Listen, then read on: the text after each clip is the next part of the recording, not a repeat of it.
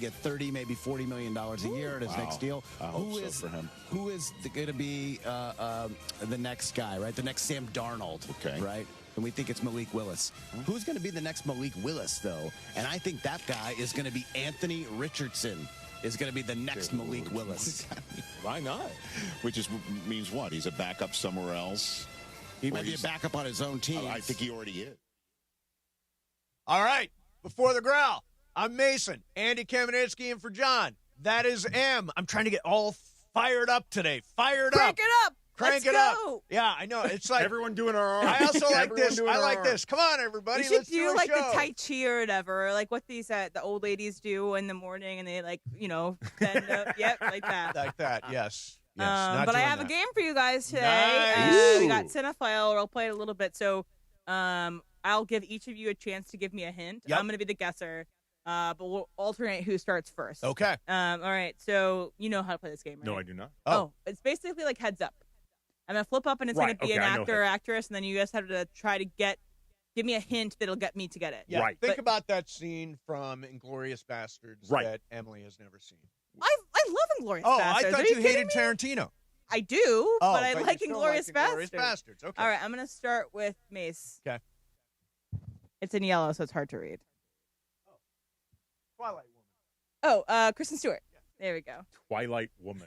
Twilight That's Woman. the name of an album, I'm sure. Yes, it is. It's flipped upside down. You've got it upside down. There we go. Married to John Krasinski. Emily Blunt. There you go. Good one. All right. Trying to do these one word. Goop. Oh, Gwyneth Paltrow. Yes. I think this is right side up. Oh, she starred in Edward Scissorhands. Helena Bonham Carter? No. No. Stranger Things. Oh, Winona Ryder. Yeah. So we have, if you can't get it on your hint, then it has to go to Mason. Okay. My next clue would have been shoplifting. I would have gotten that one. Yeah.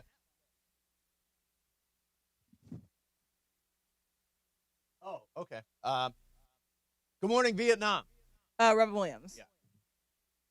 Good Morning, Vietnam. Star of One Flew Over the Cuckoo's Nest. Jack Nicholson. Yeah, good. Is that one you've seen, by the way? I have seen. Yeah. And I read the book. Oh. I need to see more Jack Nicholson stuff. Is that the hint, or is that you No. thinking? The hint is The Hours won the Oscar. Nicole Kidman. Yeah. Yep. Oh, he is come to this place for magic. He was young, starred in Superbad. Oh, okay. Sarah? No. Okay. The other one. The other one. Jonah Hill. How about Jonah Hill? Yeah, Jonah Hill. Yeah, There you go. I was trying to say, okay. Anyway. Yeah. Okay, this is I'm Batman. Christian Bale? Yes. Okay. And star of the American remake of The Office. Steve Carell. Yep. Yeah, I rewatched Crazy Stupid Love over the weekend. Oh, that's a That good is one. A good movie, and it may have something to do with my fast track. Oh, today.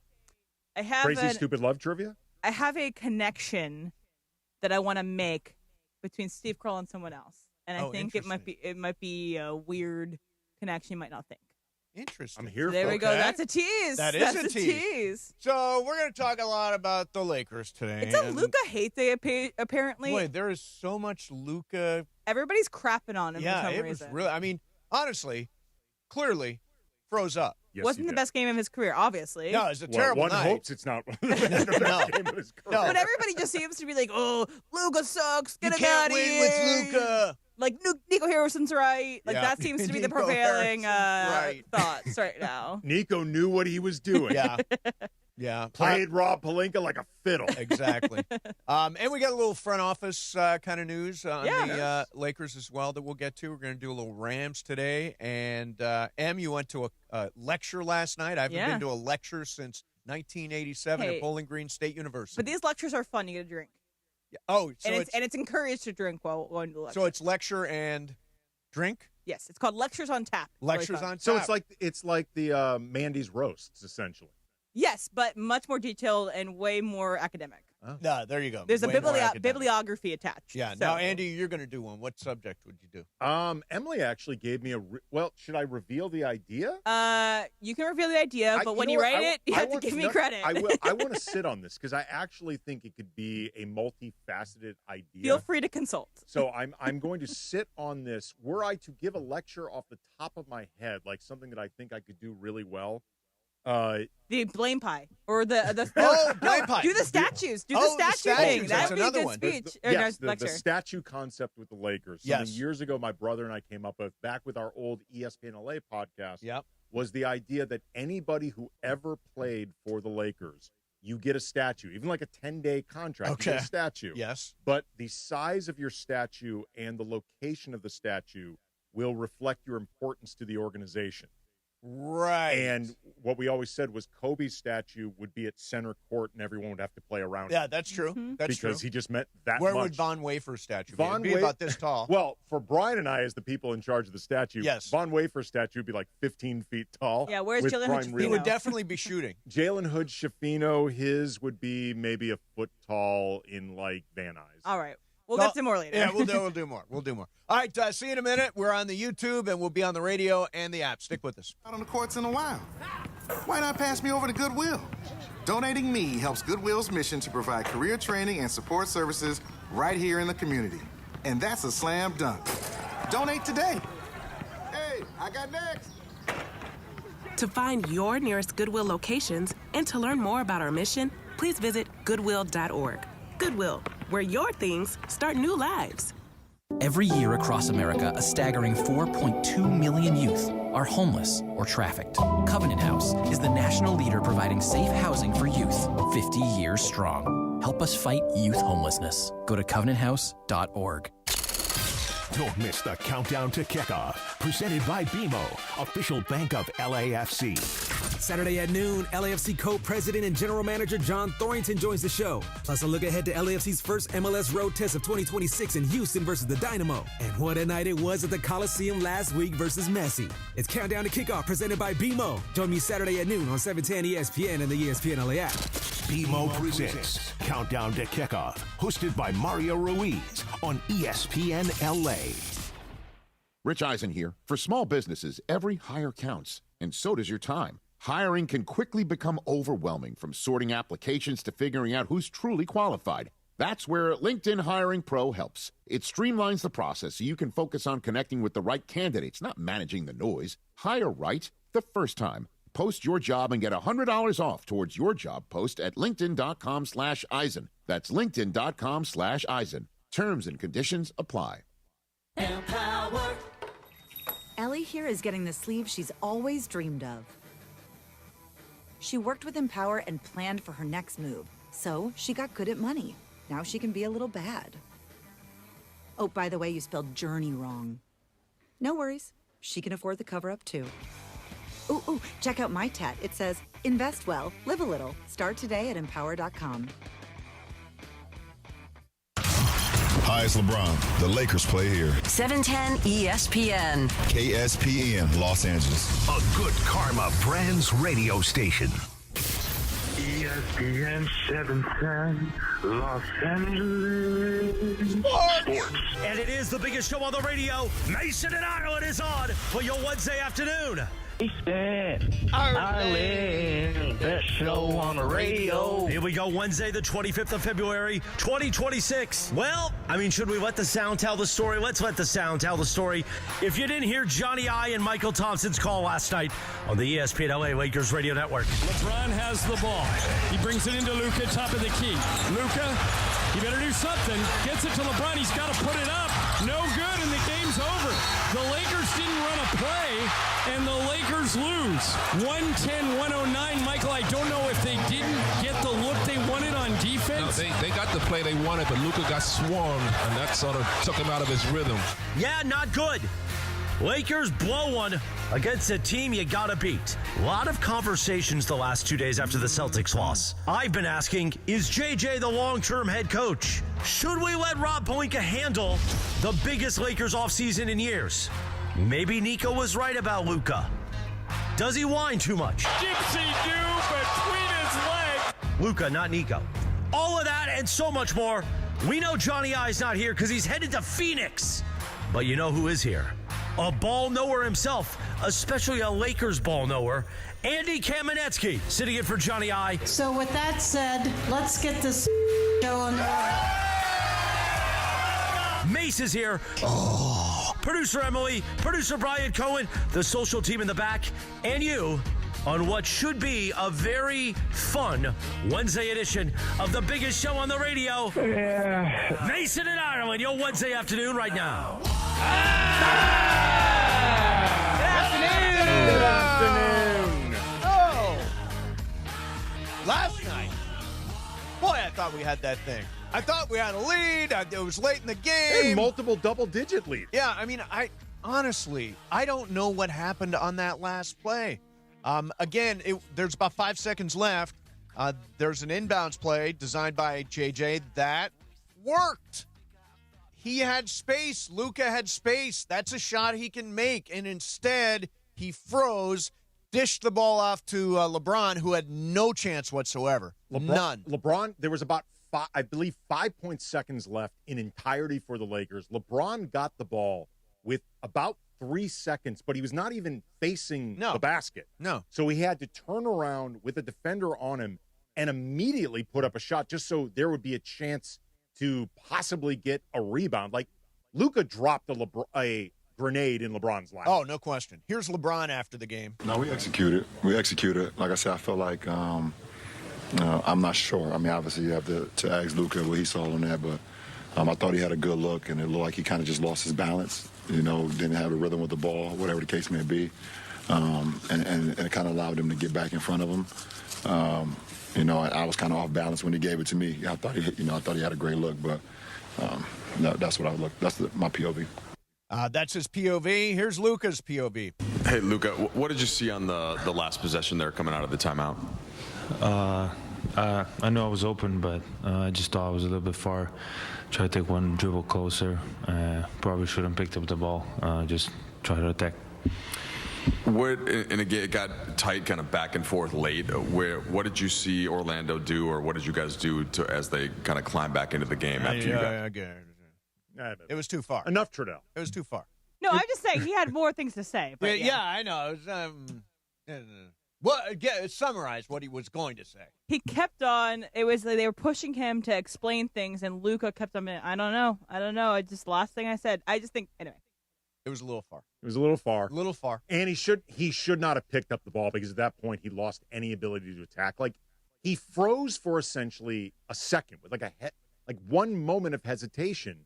But at that point, he left himself no out. Hang on, here's In other words, like, in what areas do you guys think you need to grow? In what areas are you seeing things you like? What's your overall impression of how you guys handled this homestand? We just got to be more consistent. I think we should have won a couple more games, so we just got to be more consistent. Okay. So we'll check in with Luca here in a minute. More Luca standing by. Wow, we're going to have exclusive comments from Luca Yes, all day? All day. It really pays long. to be partners with the Lakers, man. This is the stuff you get. Okay, let's hear some more. Lose the ball, and we didn't have timeouts, But like I said, shouldn't have picked up the ball. I should attack. I thought I was getting a clean look, but that's on me. Luca. Okay, so he had a clean look, which he acknowledges. He did have a clean look. There were multiple. He could have put the ball on the floor.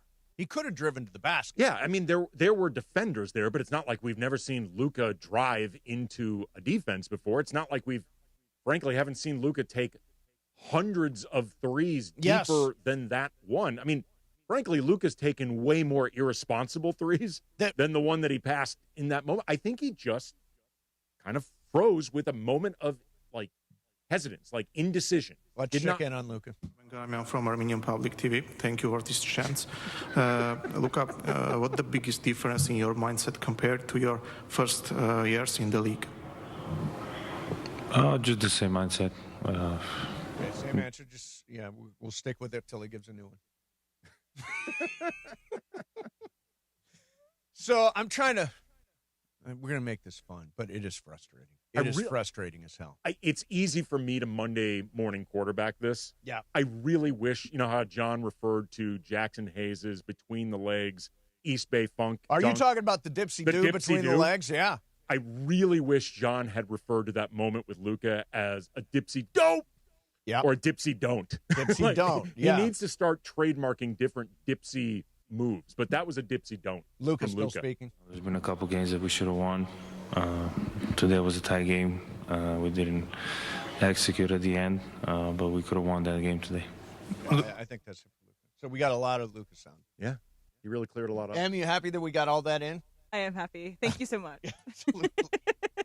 So here's the thing. I don't understand. Look, Luca had a terrible night, right? Luca was 8 of 24, 2 of 10 from 3. He did have 15 assists last night. Missed 5 free throws, I think.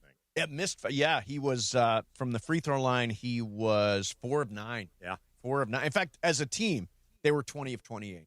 You got to make a couple of free throws there. You win the game. Yeah, I mean, but again, though, 5 of them were Luca's misses. Yeah, true. I mean, it was pretty Luca loaded far as those misses. It was. And by the way, it was not a night where Orlando went off. They shot 24% from 3. It was not a good shooting night for them. They didn't have Franz Wagner, and they didn't have Jalen Suggs, who's a really good perimeter defender. And still, this one got away. And this is one of those games that you will look back and say, damn, the Magic, they're a middle-of-the-pack team. They're not a good road team. I think they're 4 games under 500 on the road this year. This is one that they really needed. Now they're 3. They're 3 games below 500 after that win. They were 4 heading in. They're now right. 3. 3, right. I did not add last night's win. They're now 3. Okay, doing the math. So now how much blame does Luca deserve here? I've got a board full of sound bites from different people saying Luca this and Luca that. I honestly look at it and say, I said this yesterday. The big 3 don't play well together. It's not. They are a net minus when they are together. And by the way, and Luca plus Austin actually is a successful 2-man combo. It's too much overlap, I think, between the 3 of them with similar skill sets. None of them really thrive off ball. And the first 2/3 of the season, they didn't have enough time to really iron out this stuff. Yeah. Like they missed so much time between LeBron's absence at the beginning of the season, Austin Reeves with the calf injury, Luca being in and out. Like they've lost so much time that they needed to get those 3 really in synergy together. And now you watch them, it's basically 3 different guys operating on 3 different islands. I don't think it's any of them keeping the ball from the other 2 or an ego, power, push-pull thing. They're just not on the same page at all. Here is Tim McMahon on the chemistry. This is a year removed from Luka being traded to the Lakers, and he has not developed any kind of chemistry with LeBron James. Big picture, that's the problem. LeBron and Luka are an awkward fit.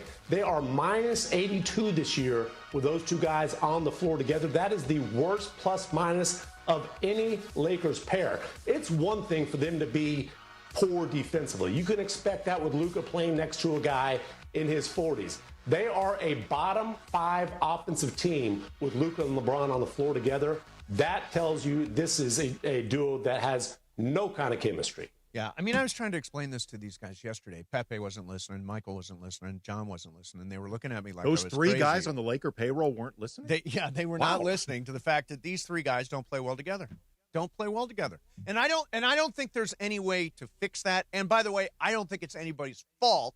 Their games just overlap in a way that there isn't any synergy. Look, I think on paper, it looked like something that if they really managed to make this work, good luck guarding that. Right. But the problem is what's happened on the court has not matched what you think it would be like on paper. Right. And then in the meantime, beyond the redundancies, I think, between Luka, LeBron, and Austin offensively, there are a lot of similar weaknesses between them defensively. Sure. Luka and LeBron, in a perfect world, you basically have them guard the same guy. Right. You have them guard like power forwards or, less movement 3s, slower 3s, stuff like that. I mean, at this point, you could argue LeBron would be better off guarding centers, but you have a center out there. Like, it just does not work.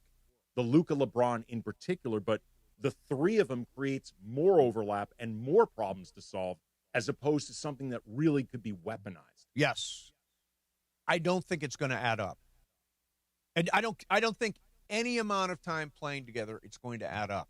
There's just too much redundancy in their and too little time. Yeah, and not enough time to get it figured out. That was 25 games left, I think. This was one of the biggest concerns I had once they were eventually going to get Austin back, after the All-Star game, was just, do they have enough time? Like, let's assume everybody stays healthy, All-Star break on. Yep. Is 28 games enough time to turn yourself into the best version of yourself? That ain't much time. No. And they're not getting any closer than where they began after the All-Star break. They don't even look like they're moving in any particular direction. And let's be honest, Luka had a terrible night. Yeah, he did. And if Luka and Austin combined were 14 of 40. LeBron actually had a pretty good night. DeAndre Ayton had his best game in. Yeah, I mean, if you're looking for a few moons, if you're looking for a bright spot from the game, DeAndre Ayton played really well. And I'll tell you, the thing that they've got to do is get him touches. If he doesn't get touches, he drifts away from the game. Last night, he got touches early and was a factor. Well, also, too, the more you're looking to get DeAndre Ayton touches, the more I think you're just concentrating on moving the ball. Right. And one of the problems this team has with those three guys is they can all be very heliocentric. They can all keep the ball in their hands a lot. And on one hand, that can create tough mismatches for a defense, but it also creates stagnation. Yeah. And if you want to get the most out of Ayton and Rui and Luke Kennard, you got to get them shots. Right. They got to feel in the flow of things. Yeah, I mean, I think if you get they were one below their season average in assists last night. There's some number of assists, whether it's 28 or something like that, where they just win a ton. If you go back and look at Friday's game against the Clippers, they played pretty well and won that game. They had 50 less passes against the Celtics. The ball was very, very sticky. And after the first quarter last night, I thought the ball got very sticky. I looked up, I know you love this term, the splits. The splits. Take that for data. That's right, David Fizdale. I looked up some splits, and for Luka, LeBron, and Austin, in wins versus losses, the number of passes that they average in wins versus losses is a lot higher. Like for all three of them, the number of passes that each of them throw in losses drops. Yeah. And actually it drops most for Austin. I think a lot of people would assume that it's Luka just because Luka has the ball the most. It actually drops most with Austin, but all three of them, it drops in losses. That's not a coincidence. No. And another thing, offensive rebounding. Yeah. Come on. They're giving the other team too many additional attempts. In the first half of that game, despite the fact that Orlando was, I think, shooting like under 20% from three, Desmond Bain couldn't get anything going. The Lakers turned the ball over 9 times, so that's 9 empty possessions. And I want to say they gave up 9 offensive rebounds or 8, something like that, and like 13 second chance points. That kept Orlando in this game. And every time it seemed like the Lakers had created that double-digit lead, that distance, Orlando would get some second chance opportunity, some offensive rebounds. There were a bunch of breakdowns, by the way, on both sides of the ball. By the way, that last you were a rebound away from winning the game on that on their possession right before we got to the final 5 seconds. Anthony Black got an offensive rebound, turned into Wendell Carter Jr. getting a basket. LeBron had a defensive breakdown. And by the way, that was it could have gone. Right. They were right in and around the ball, and if they get that ball right there, game's over. Game's over. Yeah, LeBron had a defensive breakdown that led to Desmond Bain getting a wide-open 3 in the last, minute and a half, something like that. Like, there were multiple breakdowns. Everyone's going to focus on that last play with Luka, and I get it. Yeah. It was a real problem. It was a disaster. But there were a series of disasters leading up to that point. Yes. All right. Coming up next, it's everybody's all over Luka today. And somebody says that Luka has the lowest floor of any star in the league. I'll just read the tease. What? That's next. Mason, Ireland, 710 ESPN. And it is the 15-minute mark right here on 710 ESPN. on the all-new ESPN LA app and on YouTube at ESPN Los Angeles. The 15-minute mark on 710. Fueled by Valvoline Instant Oil Change. You know, in that time it took to hear your favorite takes and all that fun and frivolity, you could be pulling out with a fresh oil change. No waiting, no appointment, just in and out in about 15 minutes. Bam! So you've got more time for what matters. Visit SoCalOilChange.com. In just 15 minutes, you can boost your vehicle's performance and save money while doing it. Visit SoCalOilChange.com now for value pack coupons and keep your car and your wallet running strong. The 15-minute mark on 710, made possible by Valvoline Instant Oil Change. Hey, it's Bethel Duran. Everyone loves the new 2026 Toyota Electric BZ XLE that has a range of over 300 miles. You can drive one away on a 36-month lease with any old free and clear trade-down for only $239 a month. That's a $36,000 car that needs no gas. No cash required. Just drive any old car, truck, or van you own outright in the Wonder Soda or Northern Soda and drive out with a $239 lease payment. 2026 Toyota BZ XLE FWD. Offer good on any BZ model in stock with an MSRP under $36,650. Over 10 to choose from. Lease excludes tax, title, license, and dealer fees. One of LA's best kept secrets in the heart of Los Angeles, East Central Hotel offers effortless accommodations and unparalleled accessibility. The East Central Hotel is for everyone looking for entertainment with their trendy, spacious rooms, a renovated gym, and a patio lounge for breakfast, dinner, and drinks. Stop by their incredible Nixo Lounge before your next event at LA Live. Book your stay at eastcentralhotel.com or call 213-748-1291 today at Entertainment's official address. Every 40 seconds, a child is reported missing. That's 2,000 children every single day. It's a heart-wrenching reality that we can no longer ignore. Find the Children is a non-profit organization dedicated to helping find missing kids. You can be a part of their mission by donating your unwanted vehicle, running or not. Call 1-800-294-0222. We guarantee that you will receive the maximum tax deduction. We provide fast, free pickup with 24-hour response. Call 1-800-294-0222. Find the Children provides crucial resources to help find missing children and educational materials to teach kids how to recognize and avoid predators. Our recovery programs have a proven track record of reuniting kids with their families. It's time to act. Donate your unwanted or unused car. Help us build a world where every child is safe. Pick up the phone and call 1-800-294-0222. Together, we can bring these kids home safely. This advertisement was paid for in partnership with Cars R Us and Find the Children. The OGs of LA Sports Radio. So that's why I deliver. Red light player. When the red light goes on, look out, I'm on it. That's Steve Mason and John Ireland. That's what they say is you're a red light player. Red light player. Especially in Amsterdam. Oh, yeah. No, I never played there. Mason and Ireland. Right now. You know why we're playing Phil Collins? One of the Rock and Roll Hall of Fame finalists. They were announced earlier today. The winners or the inductees will be announced later on this spring. Determined by a committee of music industry insiders, 1,200 musicians, executives, historians, and journalists. We'll find out in April who actually gets in. Phil Collins, I'm sure I would think Genesis is already in. He's already in for Genesis. That's when you know you've had an awesome career, when it's your potential second time in the Rock and Roll Hall of Fame. There's one Phil Collins album that had so many hits back when I was a DJ. It was No Jacket Required? No Jacket Required. No Jacket Required. I will tell you, Tarzan, that soundtrack, he went unbelievably hard on that soundtrack. Okay. It's incredible. Like, there's this one song that makes me cry every time, and it's like, You'll Be in My Heart.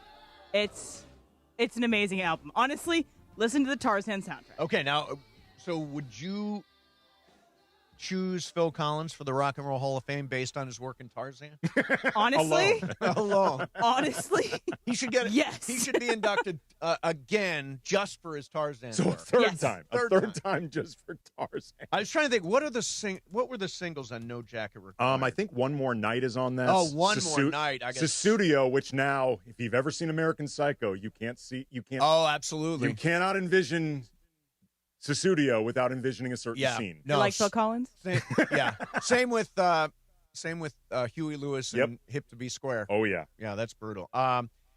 Yeah, there are so many singles on that album. Phil Collins had a run of bangers, man. He did. Like, it's kind of shocking that he's home tonight. It's kind of shocking that he's Easy Lover with Philip Bailey. Oh yeah, it's kind of shocking he's not already in the Hall of Fame as a solo artist. Yeah, it is. There's interesting nominees this year. I think Phil Collins is one of them that should be in. Let me see who else here. Luther Vandross. Also kind of surprising, not Luther Vandross. That's right. That's Cher. That was Cher. Shakira. Well, she should probably be in there. Lauryn Hill. Jeff Buckley. I think Jeff Buckley had one big album. My daughter loves Jeff Buckley. And I also think he's getting the bump of the documentary that came out most recently about him on HBO. Yeah. Also, the best version of Hallelujah. And the Leonard Cohen song. Also on the Shrek soundtrack. Yes, a lot of people talk about it. So that would Shrek. be his second induction. I will tell for the you, Shrek soundtrack. the Shrek soundtrack should be in the Rock and Roll Hall of Fame. Yeah. It is a banger. It is Look a banger. at the songs No, you're right. on that soundtrack. You're absolutely You're right. laughing at me? I'm not. Go look at I'm it. not laughing at you. I'm mocking you. It's funny. Billy Idol is actually also one of the nominees, and he's got a documentary coming out. Does too. he really? Yeah, it's called like Billy Idol is Lucky to Be Alive. Oh, which is totally true. Yeah, but shouldn't he be in? I Billy would Idol? think, yeah, I would think so. Plus, Dancing with Myself. Plus, he was part of the punk group Generation X that was really that's right. Influential. Sade. Is it Sade or Sade? Let me tell you, Sade? if DeMarco's got a vote, Sade's in. I think Sade should be in. Great. She had one album that was just unbelievable. And you know what Sade's in? Love Story. Oh, is she really? Love Story. You probably slept through it. Come on, Mace. I'm still in episode 1 of Love Story. I'm coming in here with all these references. Come on, Mace. Yeah, no, I love that you're referencing things. Yeah, I've not stayed awake for the first episode of the JFK Jr. Carolyn Bessette series on Hulu. I've tried multiple times. Shame on you. And by the way, during basketball season, it's a game. I was watching the game last night. Well, you have more hours in the day than just the 2.5 hours the game. So after the game, I put on Love Story to go to sleep. Why not before the game? Why not from like 4 to 5? I'm busy. Doing what? I got stuff. Like what? I'm working on a new show. Come on, Mace. I am. I'm working on a new show. That is true. Yeah, you guys know that. Involve all these pop culture references that I'm bringing to the table. I love the them Shrek all. soundtrack. I love the them Tarzan all. I want to soundtrack. have you on my new show. All right. So, by the way, Melissa Etheridge, new edition. Pink. I think Pink should be in. Wu-Tang Clan. Wu-Tang Clan. They should be in. The Black Crowes. I don't think. Mariah Carey apparently is a couple of times now a finalist and hasn't gotten in. I wonder if they're worried about her speech, like that she could go off the rails during the speech or something like that. Because otherwise, Mariah Carey's kind of a no-brainer. Yeah, I can't. Right? Mariah Carey, how is she not getting in? Was she in any movies you want to talk about? Glitter? There's TikTok. Glitter. There's a TikTok sound that I was thinking about, but I'm not really going to bring it. Yeah. So there you go. There's some nominees. We'll play some throughout the show today, nominees for the Rock and Roll Hall of Fame, and we'll find out in the spring who's in. All right. So Luca has a low ceiling. Who said this one? Jason Timp. He was on Colin Cowherd's podcast. And so the before this clip started, he said, I believe, this is Jason talking, that Luca has the lowest ceiling of any star. It's not in this clip, but this is what he goes on to say to explain why he said that. To put it very frank, the difference between him and Shea and him and Jokic at this point is Luca is way more prone to bad games. And when he has a bad game, like last night he was actually 4 for 7 from 3, but on twos that were away from the rim but inside the three-point line. So the mid-range stuff, he was 1 for 11, which he's typically very good at, but wasn't going in last night. He doesn't have like an alternative method to impact the game, and that makes it really tough. Like Shea has this rim pressure element. He's so good at beating people off the dribble that raises his floor on a night-to-night basis. Nikola Jokic, he operates within 7 or 8 feet from the basket, so he just doesn't deal with the jump shooting variance that a guy like Nikola Jokic does, or that Luka Dončić does. And then among all of the stars at the top of the league, you can throw Ant in there, you can throw Wemby in there, Giannis, Luka, Shea, Jokic. He's by far the worst defensive player in that group. And so he's so dependent on his ceiling, and his ceiling has such a high variance element to it that it just makes him prone to bad nights. Okay. Clearly a bad night last night. Yeah. But I pulled up his game log. Come on, man. Low floor. This guy has put up numbers all year long. Assist numbers, triple doubles. 20-plus points, game after game after game after game. I think Shea is an elite talent. I think Jokic, for me, is the second best player in the game after Wemby right now. I think Wemby's the best player in the game. Jokic is number 2. Would you agree with that? I think you can make the argument. I'd have to think about it, but you can. The way Wemby is playing right now, on any given night, he can be the best player in the league. For sure. Yes. And Jokic and Shea, great. Luka's in that conversation. Luka, I don't know what he's talking about. He is in that conversation. Who is Jason Timpf anyway? Jason Timpf is a ball knower. I know Jason Timpf. Does he know ball? Yes. Yeah. He hosts Hoops Tonight. Yeah, and he played college basketball. He's a legit ball knower. Okay. He has been a guest on Lakers Talk before. But do you... Oh, has he really? Yes. Yeah, But I know Jason. I think what he's saying is there's two sides to the ball, and that Luka, while he is putting up those numbers on one side of the ball, isn't putting up on the other side. So therefore, if the offense can be so variant, which it is for everybody, and you don't have the other thing to keep you steady, that's why there's so much variance in whether or not he has the impact in the game that he wants to have. And I think that is what Jason was getting at in terms of the both sides of the ball factor, where if, say, you have an off shooting night, like remember when Kobe in Game 7 against the Celtics, where by his own admission, he had a rough night. By the way, everybody did. Yeah. Other than Ron Artest. Except Ron Artest. Ron Artest was the one guy who kept his sanity. Yes, he did. But like Kobe really struggled from the floor. He was forcing shots. By his own admission, he kind of lost it. He kind of wigged out. But he played incredible defense in that game. He had like 15 rebounds. He locked up Rondo. Like he found other ways to contribute. I think Jason is selling short Luka's ability to play make. And his playmaking last night was actually incredible. Yeah, like 15 assists last 15 night. assists against 2 turnovers. Like his playmaking was great. But I think what Jason is talking about is what can hurt the floor, the defensive end. And he is correct. Of all the superstars that we think about in the league, Luka is by far the worst defender. I don't even think you can debate that. He's the worst defender. Yes. And also, Luka depends a lot on very difficult shots. You know, he depends a lot on step-back threes. Right, but he makes so many of them. He does make. I mean, and by the way, the defense is I don't think he's talking about the defense in that quote. Do you think he's talking about the defense? He did. He actually said it. Did he? Yes. Because I think generally speaking, in terms of low floor, Luka he's not a good defender. But anybody that relies on the three-point game is going to have an off night. And last night was an off night. And honestly, I don't know why there's this tsunami of criticism of Luka Dončić the Jason today. Timpfs of the world. Jason Timpf, what are you doing? Yeah, I mean, again, he also mentioned, though, that Luka's ceiling, when Luka's on, the ceiling's really high. Like yes, absolutely. That is part of what Jason's talking about. Like, the ceiling is high, and that's what makes Luka a superstar. Like when Luka's on, he's basically unguardable. And he is a generator of offense. He's a very good rebounder. Great playmaker. He's a great all that stuff. But the defensive end can lower the floor. And also, too, on the nights where the shot isn't falling and also where Luka sometimes will force the issue. Like when the step back isn't falling, but he keeps taking the step backs. Those are all the things that can lower the floor. Yeah. And of course, last night, floor was low. Didn't take that shot. No, he did not. Had that shot. Did not take it. Mm-hmm. All right. Coming up next for you. Are we okay that Rob Pelinka is going to make the decisions about the Lakers roster this summer? It sounds like he's the guy again, and we'll talk about it next. Mason in Ireland. Andy's in for John. 710 ESPN. The LA Morning Drive double punch of great sports radio to start your day.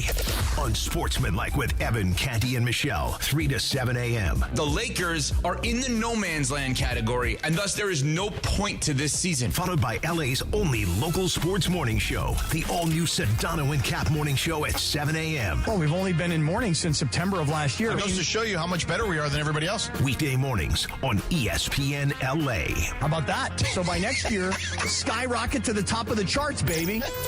Hey, it's John Ireland. Watching a Laker game is so much more than just a game. It's the moments before tip-off, the people you're with, and the food you're sharing. That's why I love BBGO. BBGO is perfect for at-home watch parties or a night of hoops. Their food is bold and packed with flavor, bowls for a quick meal, dumplings and fried rice for everyone at the table. Vibe on a wave of Korean food and culture with BBGO. Look for BBGO at your local grocery store in the Asian and freezer aisles. BB, go for it and bring something different to the table. It's your chance to win with Live Nation on ESPN LA. Listen all day for your shot at tickets to see Santana and the Doobie Brothers at the iconic Hollywood Bowl in August. When you hear the cue to call, be caller number 7 and you can be heading to the show. Presented by Live Nation.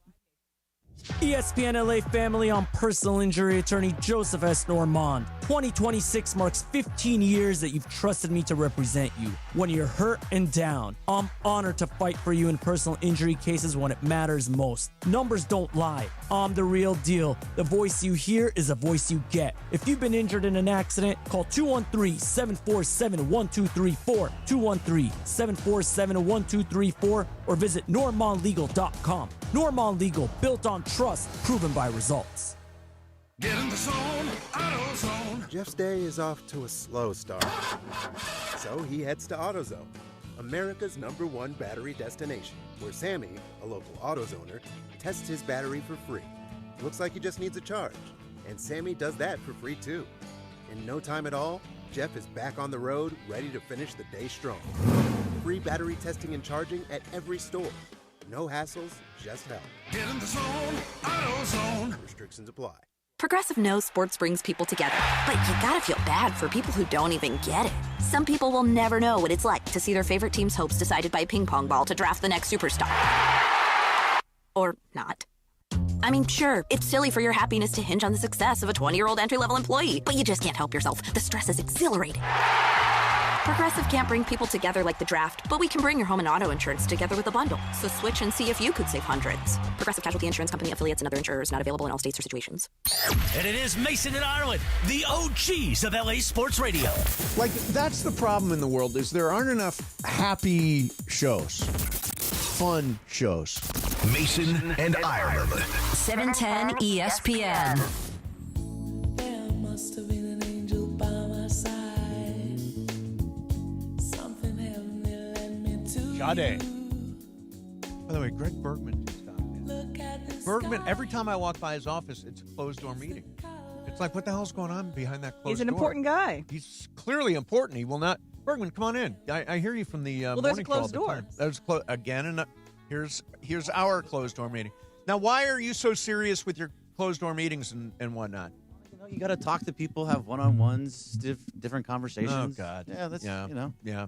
No, you came by the other day and you said, and I think it was Laura said you were looking for me. Yes. And then I You asked were her, in like, some big meeting. Oh, it's always meetings. There's meetings. I Yeah, have so another many meeting in meetings. 30 minutes. Do you really? I do. Oh, it's going wow. to take about 2 hours. So you were at the game last night. Yeah, it's going to be a long meeting. You were at the game last night. I was. Yes. Did you make it to the non-shot?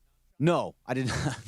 I did not make it to that point. I have to wake up very, very early. So Oh, I that's leave. right. I wake up at 5, so I need to be home a little So bit you do early. it the way I do it.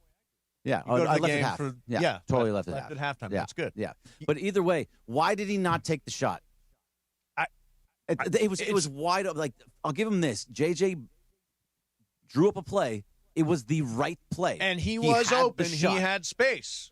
I almost felt like he was in a situation where he knew he wasn't shooting very well. Yes, so 100%. he was going to like pump fake to try and draw everybody in to pass off to LeBron, but instead they didn't actually fully come. Yeah, so yeah. like, oh, now I'm stuck. And he picked up his dribble too. Yeah. He was out of outs. There was nowhere for him to go because he did the step back, and then LeBron throwing a ball. Yeah, it was basically, I don't know, LeBron, you take it. Right. You do something. But did you look the play when Wendell Carter put them ahead? Yes, right. yes. That was some of the worst defense Yeah. I may have ever seen. I And went gave back. him multiple chances. Yeah. I went back and I looked and I watched just every single player on the floor for the Lakers. They all were standing around doing nothing. Yep. Rui was standing in the side, just kind of staring around what's going on here. Austin Reeves was standing in his side, just watching as things were happening.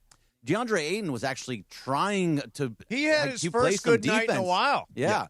but that your whole stat is now dead and gone. Which I'm so sorry. And 15-10, that they win every game when he gets 15-10. Oh, was that my stat? Yeah, you had it a little while ago. I don't know. Take that for either data. way, Yeah, take that for data. there was LeBron was standing around. He didn't know what he was doing. The whole it was nothing. Luca was kind of in no man's land in the middle of the paint. It was awful But defense. do you agree that these three guys just don't fit together? Yes, 100%. You can put blame on. You can blame LeBron. You can blame Luca. You can blame JJ. But in the end, the big three, as we have come to call them, don't fit well together, and they haven't played enough time to be able to develop that synergy that they would need to make any move in the postseason. I just think this is why it's a perfect time for LeBron to move on. Yeah, 100%. But like you say, there's not enough time from together. It's 12 games this year, but add on to the, probably like 30 games, 40 games last year. So from February, 8th of they last together, year, yep. they played all of last season, the second half of the season, together. So those three but they were played together. But they were working, though, with a different center in DeAndre Ayton, some different personnel. But the idea is the three of them played together. It was the same problem last year as it is this year. Sure. I mean, look, if you're asking me to declare do I think it's going to work or not, the answer is no. I've been saying for a while I don't think it's going to work.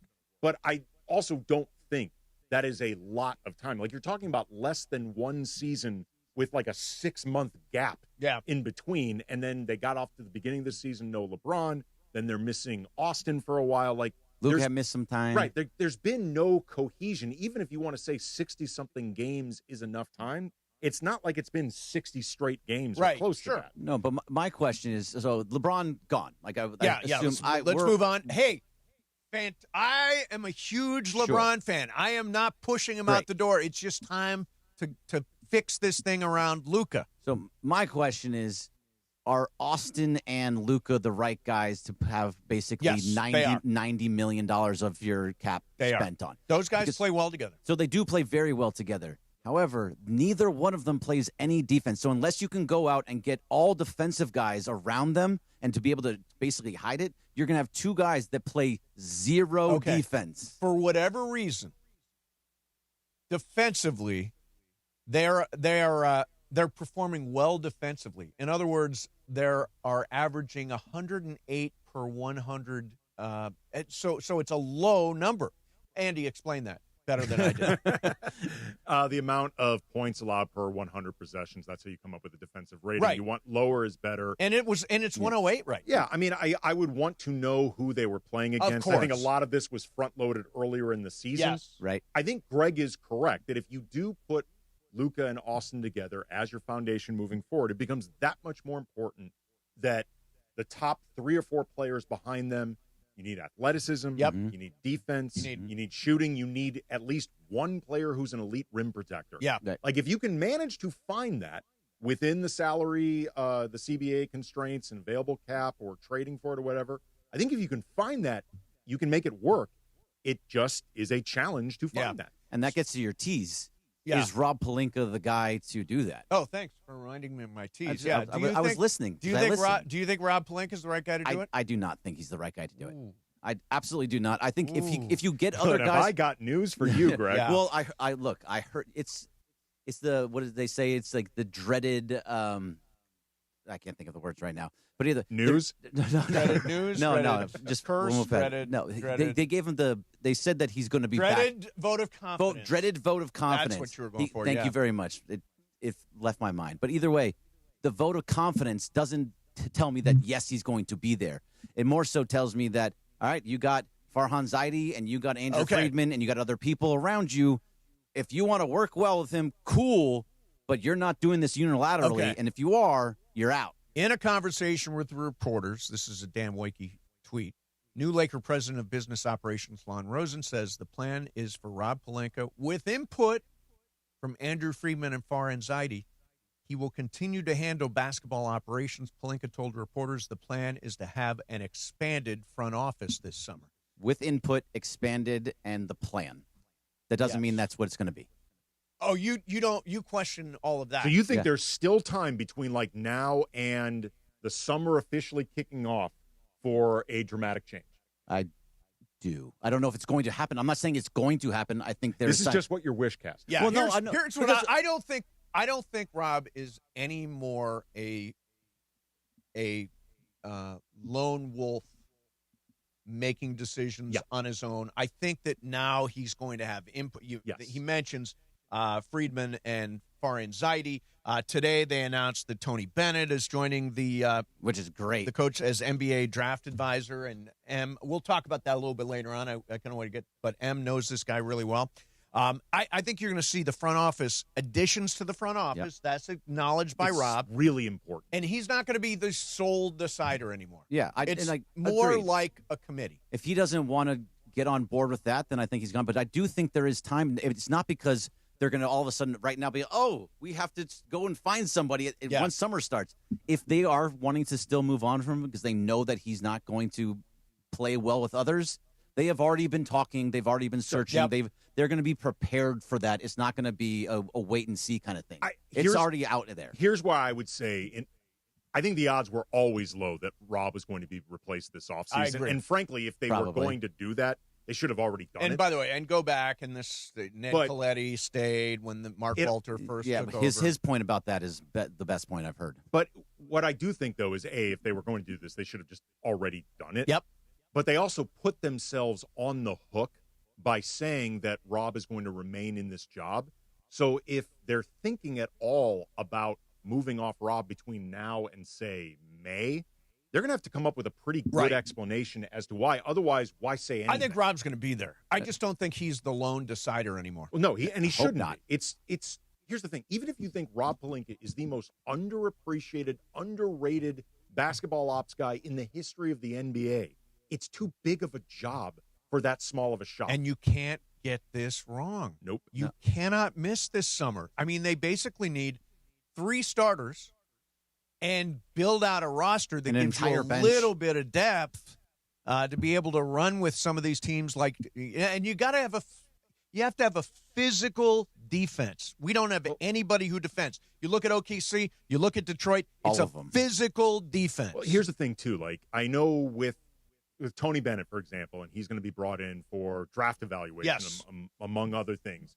And with the Lakers, we always tend to think about who are we going to use this draft pick to trade for? Yes. Whether it's Giannis, whether it could be Trey Murphy, whoever. There is a chance they may need to use that draft pick on an actual human. Right. On an actual player. Right. Because in the modern CBA, where there's all these constrictions and also the way the league is moving more towards speed and youth and athleticism and depth, they may need a player who's actually ready. Okay. Yeah, let me just explain this now. Why Tony Bennett is such a great hire for the Lakers in this specific role as draft advisor is what it says. He, constructing the UVA system, knew that he wasn't going to be working in the 5 stars and 4 stars because he has a very specific kind of coaching style, which was defense heavy, and he wanted to get guys that were good character guys and would fit into his system, guys that would be part of this. He had a fantastic job of constructing national championship teams, deep run teams with guys that were discarded from other places. I think he is really good at identifying talent for specific needs. I think this is the best hire that they could make. He is very smart. He is a great basketball mind. He coached Klay Thompson. He coached Malcolm Brogdon. He coached Trey Murphy. He coached Sam Hauser. There are a lot of these great role players in the NBA that he helped to develop in his time at UVA. So I think this is one of the better things the Lakers have done in a long time. That's a good scouting report on Tony Bennett right there. It was, yeah. That was good. Bringing in the Washington State portion of it, too, is also really important because Klay Thompson was found by Tony Bennett. So I heard Nobody wanted him. I heard the morning show today, and when I say I heard it, I heard from somebody who told me about the morning show. Okay. What was it? Emily? Because she listens. I don't want to say who told me. Okay. So are you trying to be a host here? Are you taking over a show? No, I am not. Because you should. In my view, you should definitely do it. Thank you. I Fewer appreciate it. closed-door meetings, more Bergman on the air. See, I would like that. Unfortunately, that is not what I am paid to do, so I have to do what my job is. I can come in and hang out with you every once in a while. Okay, good. Well, I'm glad you did. I appreciate that, though. I know you got a meeting to get to. I do in 15 minutes. 15 minutes. I'm going to leave, but I just want to ask one question to Andy, you too. Masai Ujiri, why not go after Masai Ujiri. He built up Denver. He built up Toronto. He did it and made them both very successful, and he's not on a team. He is on a beach somewhere in Hawaii. Agent, yes. Yeah. Why not go talk to Masai Ujiri? I mean, there's always a chance that they could look to bring in someone like Masai as part of the front office. There's always a chance that... Right. I mean, look at the way the Dodgers do it. They bring it, who ended up there this year? Gabe Kapler's come and gone. Gabe Kapler. Yeah. I mean, all these guys... Alex Anthopoulos moved over to... There's been guys everywhere. I mean, there's always a chance that they could be putting out feelers. Paul DePodesta's back, I believe. DePodesta. Zaidi, of course, came back after San Francisco. Part of an expanded front office, for example, like Rob Pelinka may... I don't remember if he's president of basketball operations, vice president, or whatever, but he's the highest up. Yeah. There could be a general manager brought in. Which would be great. He's been wearing both hats. Right. They may say you can keep the highest hat, but you got to abandon one of your other hats. And that hat could be for somebody like Masai Ujiri. Like, it is really important that they are expanding this front office and that they're also expanding it with people who have developed perspectives outside of the walls of El Segundo. Right. Like, it is really important to me that they bring in people who have experiences that aren't just connected to the Lakers. Like Tony Bennett. Like Tony Bennett. Yes. Yeah. And to that point, what they need to do is what the Dodgers have done. Get all the smart people. Yeah. Always Get all more. the smart people. And if Rob Pelinka gets all the smart people, then fine. And they inform him, and he uses that. That's good. That's a good role. And I think he can do and that. balances. He has somebody to go through. Yes. Here is something that I also think, if you want to look at a glass half full vision of this with Rob moving forward, because I know there are a lot of Laker fans that are not excited by this news. Rob has had a perception of somebody that has spent a lot of his time in this job just preserving his job and making a lot of decisions based around the idea of what is the best way for me to keep my job. And part of that has been unilateral power and such a small shop. With that no longer being a thing moving forward, Rob may be able to just direct more of his energy towards the actual job. Right. And that can bring out a better version of Rob. So something to think about. Okay. We'll do, by the way, a bunch of this stuff on Sports Graffiti today, so make sure you get the phone ready to check in, because a lot of people reacting to last night's game and reacting to Luka, the non-shot. Take the shot. The non-shot from Luka last night and the loss to Orlando. Thanks for stopping in, Bergman. Coming up next for you is Icebreakers. In the meantime, I'm a huge Jacob Imrani fan. And they give us these scripts. I don't care about the scripts. Jacob's just a great guy. And when I was involved in an accident, the first thing I did from the scene of the accident, I called Jacob, and he guided me through every single step from A to Z.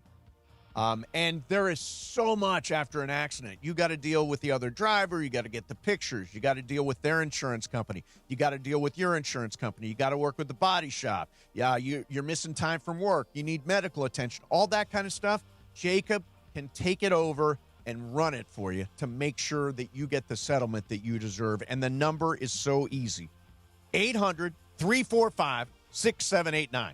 That's 800-345-6789. Don't forget this Sunday, March 1st, starting at noon, Call Jacob is hosting their first ever Call Jacob motorcycle event at Factory 47 Cycles in Whittier.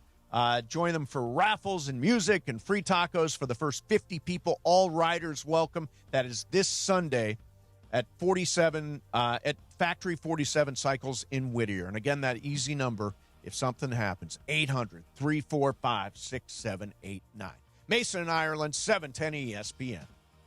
Your morning drive begins early in the Southland. Luckily for you, we present Unsportsmanlike with Evan, Canty, and Michelle. Weekdays 3 to 7 a.m. on ESPN LA. The Lakers are in the no man's land category, and thus there is no point to this season. They have a top 5 player of all time in LeBron. They have a top 5 player in the sport in Luca. You can't tell me the point of this season is to win a championship, because LeBron just told you they have no chance of doing that. You can't tell me the point of the season is for draft status. You can't tell me the point of the season is for player development with young players. The majority of the team is on an expiring contract to get to the team that Luka can build around. The only point of this season for the Los Angeles Lakers is to ultimately get LeBron James off the roster so they can restart this franchise around Luka. This is as pointless of a season for as relevant of a team as we have ever seen in the history of sports. Start your day with unsportsmanlike before the Sedano and Cap Morning Show at 7 a.m. Mornings on ESPN LA. Join Sedano and Cap live this Friday at Vision Works in Fullerton from 7 to 10 a.m. Come hang out with Sedano and Cap Morning Show crew for a chance to win upcoming basketball tickets, score exclusive Sedano and Cap tees, and take advantage of 60% off a complete pair of glasses at Vision Works. It's all happening this Friday in Fullerton. See you there. Get ready, SoCal. Hard Rock Casino Tajon is giving away a kilo of gold in February. Unity by Hard Rock members can earn entries all February long for the $500,000 kilo of gold giveaway just by using their card. Join us every Thursday in February for your chance to win big. Details at casino.hardrock.com/Tajon. Hard Rock Casino Tajon. This is how SoCal plays. Texting enrolls you into recurring automated text messages. Consent not required to purchase. Message and data rates may apply. It's crazy to see how much everyone's changed at these reunions. Did you see Brian? He's in better shape than he was 25 years ago. How is that even possible? He told Tim he started taking Nugenix Total T2. The testosterone booster? Yeah, but he said it's way more than that. It also skyrockets nitric oxide in as little as 3 hours. Tim started taking it right away, and trust me, I've already noticed results. Wow, I might just have to go catch up with Brian. After 40, energy, strength, drive, it all starts going downhill. Feel like your old self again with Total T2. Stronger, leaner, and more energized. Just text ORDER to 369-369 for your complimentary bottle of new Nugenix Total T2. The next generation testosterone and nitric oxide booster. Text now and you'll also get a free bottle of Nugenix Thermo X, our most powerful fat incinerator. That's ORDER to 369-369. ORDER to 369-369. These statements have not been evaluated by the FDA. Product not intended to diagnose, treat, cure, or prevent any disease. Listen to Mason and Ireland. Weekdays noon to 3 on ESPN LA. And it is Mason and Ireland on ESPN LA. It's time for Icebreakers. Icebreakers made possible by Blue Ice Vodka, the finest vodka sourced from Idaho potatoes. Get it? Idaho, Johnny I, the Idaho compound. Enjoy Blue Ice Classic Vodka or their unique flavors like Huckleberry and Double Espresso. Find Blue Ice in stores and ask for them by name. Time for Icebreakers on Mason and Ireland. Take it away, producer Emily. I'll add this too. Lady Laker fans, Tony Bennett's a treat. I will just tell you that. Okay. He is a very handsome man. There you go. And he's not the singer, obviously. And some of the fellow Laker fans. It's 2026, Em. Oh, yeah, of course. that's the fellas. right. Shout out to the fellas, too. They're going to have a good look in coaching staff. Okay. Anyway, here we go. Now, that could be a threat to Blinken. Oh, in the that's front right. office. That's his game. Rob is used to being the best-looking guy in that front office. I literally did that. One of the games I was watching this last week, it must have been the Clippers game on Friday. They cut away and they showed Rob. And I said to Juan, hey, Rob Lowe. And I made the exact same mistake that everybody makes because he does unbelievable If Tony Bennett shows up one day at El Segundo in the offices and he's wearing one of those jackets, that's where you'll know he's making a play for Rob's job. Exactly. Or JJ's job. Okay, and we got here's the update on the points. John has 33. Brian, you're in second with 16. Mace, you're in third with 14. And Andy, you have 8. So here we go. Okay. For 20 points. I was born in 1972 in California. For 18 points, I am listed as a quote-unquote ginger trader in the book of the Ginger Survival Guide for dyeing my naturally ginger hair. I am a ginger trader. 1972. Natural redhead. Ginger trader. For 16 points, I am a high school dropout. For 14 points, I have portrayed Charlie Chaplin. Mason. Go ahead. Robert Downey Jr. That's incorrect. Oh. I knew that was going to be a tricky one. I thought for sure, born in California, 40. It does line up. I didn't say in what way which one? he Which did. Charlie Chaplin, yeah. And sorry, yes, it is a he because he played Charlie That's Chaplin. too young for Downey, too. Yeah. All right. For 12 points, I wrote the lyrics and did the book for a play that was on Broadway in 2009. So a play I wrote, both lyrics and book, came out and was on Broadway in 2009. Okay. For 10 points. Yeah. My guitar is nicknamed Blue, and I've had it since I was 11 years old.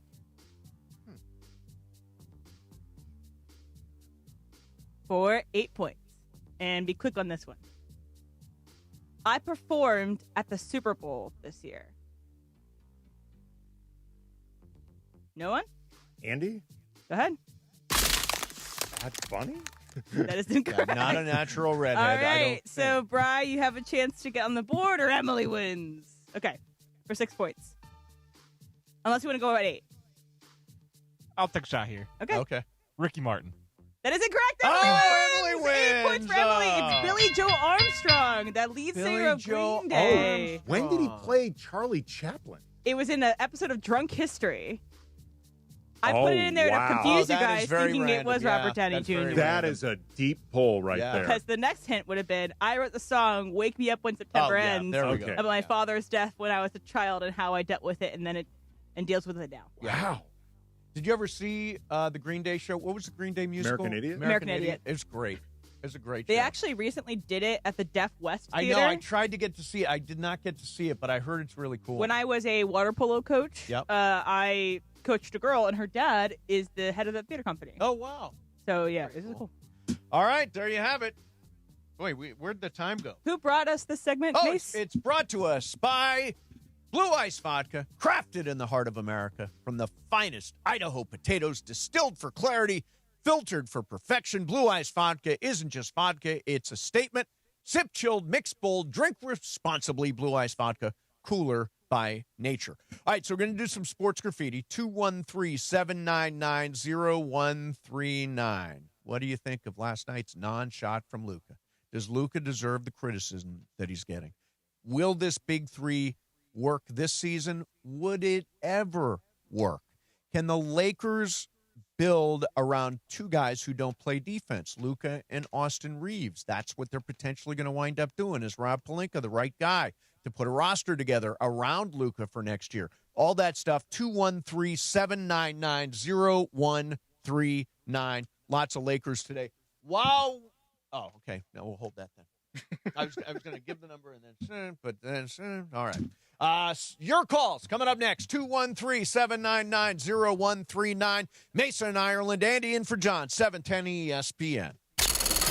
Don't miss the countdown to kickoff. Presented by BMO, official bank of LAFC.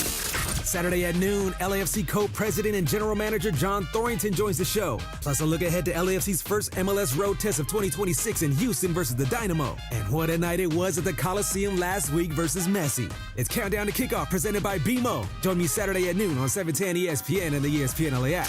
BMO presents Countdown to Kickoff, hosted by Mario Ruiz on ESPN LA.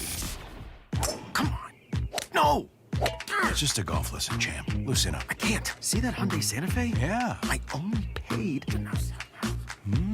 Finish up on your own. I gotta run. Deal's so right, it almost feels wrong. The Hyundai Getaway Sales Event. Get 0% APR for 60 months, plus 0 payments for 90 days on select Hyundai vehicles. See your SoCal Hyundai dealer. Offers end March 2nd. Call 714-568-7676 for details. Vista Paint is California's original paint company and has been serving pros and homeowners since 1956. Our paints are formulated for lasting performance, beautiful finishes, and made to withstand the weather. Vista Paint, locally made, expertly crafted, always reliable. Thy ticket, Lady Jennifer of Coolidge. Well, many thanks, good sir. Here'th my Discover card. They accept Discover at Renaissance fairs? Yeah, they do here. Discover's accepted at the places I love to shop. Getteth with the times. With the times? You're playing the lute.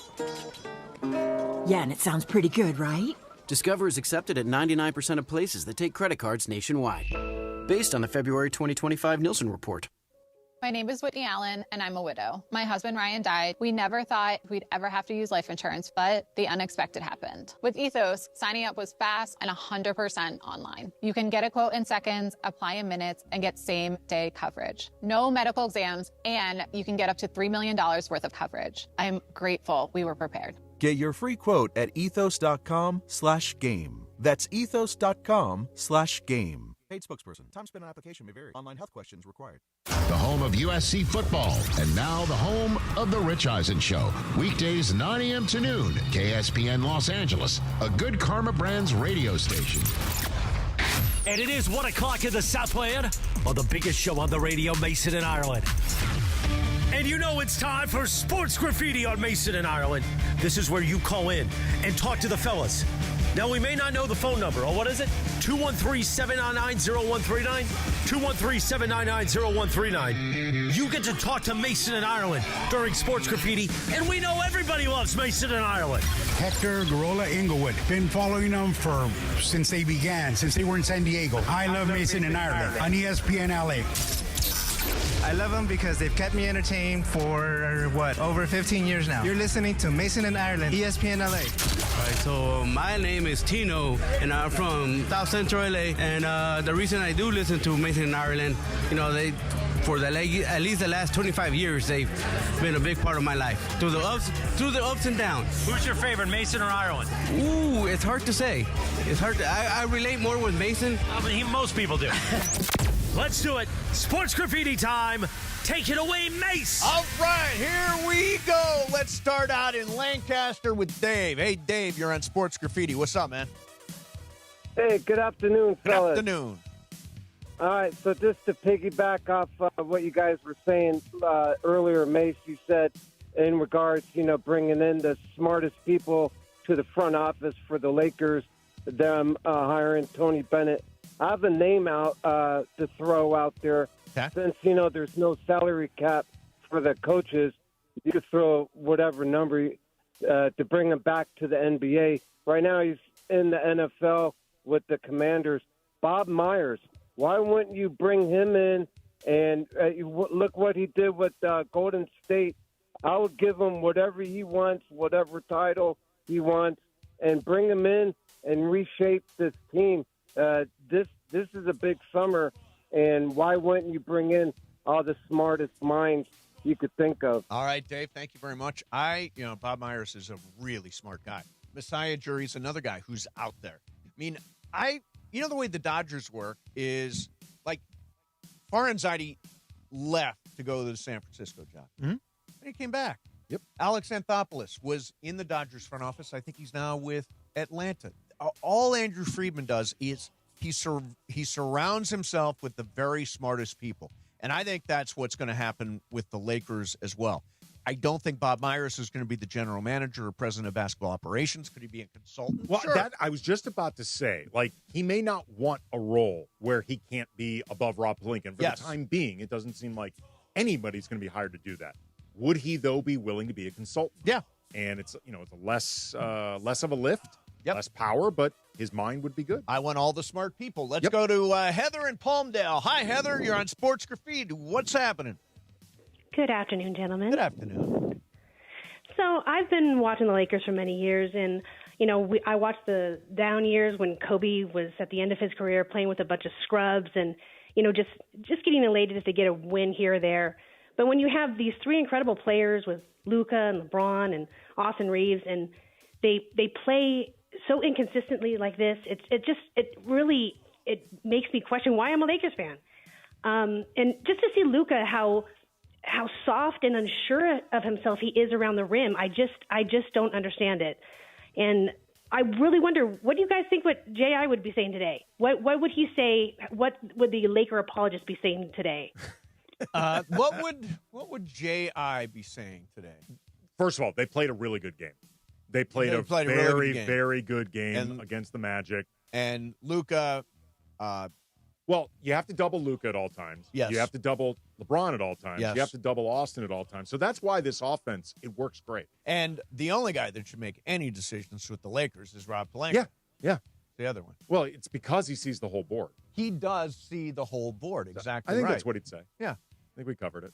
By the way, you know what he doesn't believe? He doesn't believe this is the most important Lakers summer in a long time. He says every summer is the most important Lakers summer of all time. Well, he also talks about building a plane while you're flying it, right? Yeah, building a plane while you're flying it, and the Lakers have lots of optionality. This is clearly the most important offseason they've had in several years. Here's another one. You can't sell a house. It's not for sale. It's not for sale. Yeah.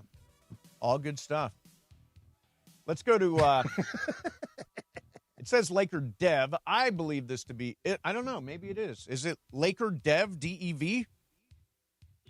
Mace, good afternoon. Good afternoon. What's up? Good afternoon. All right, fellas.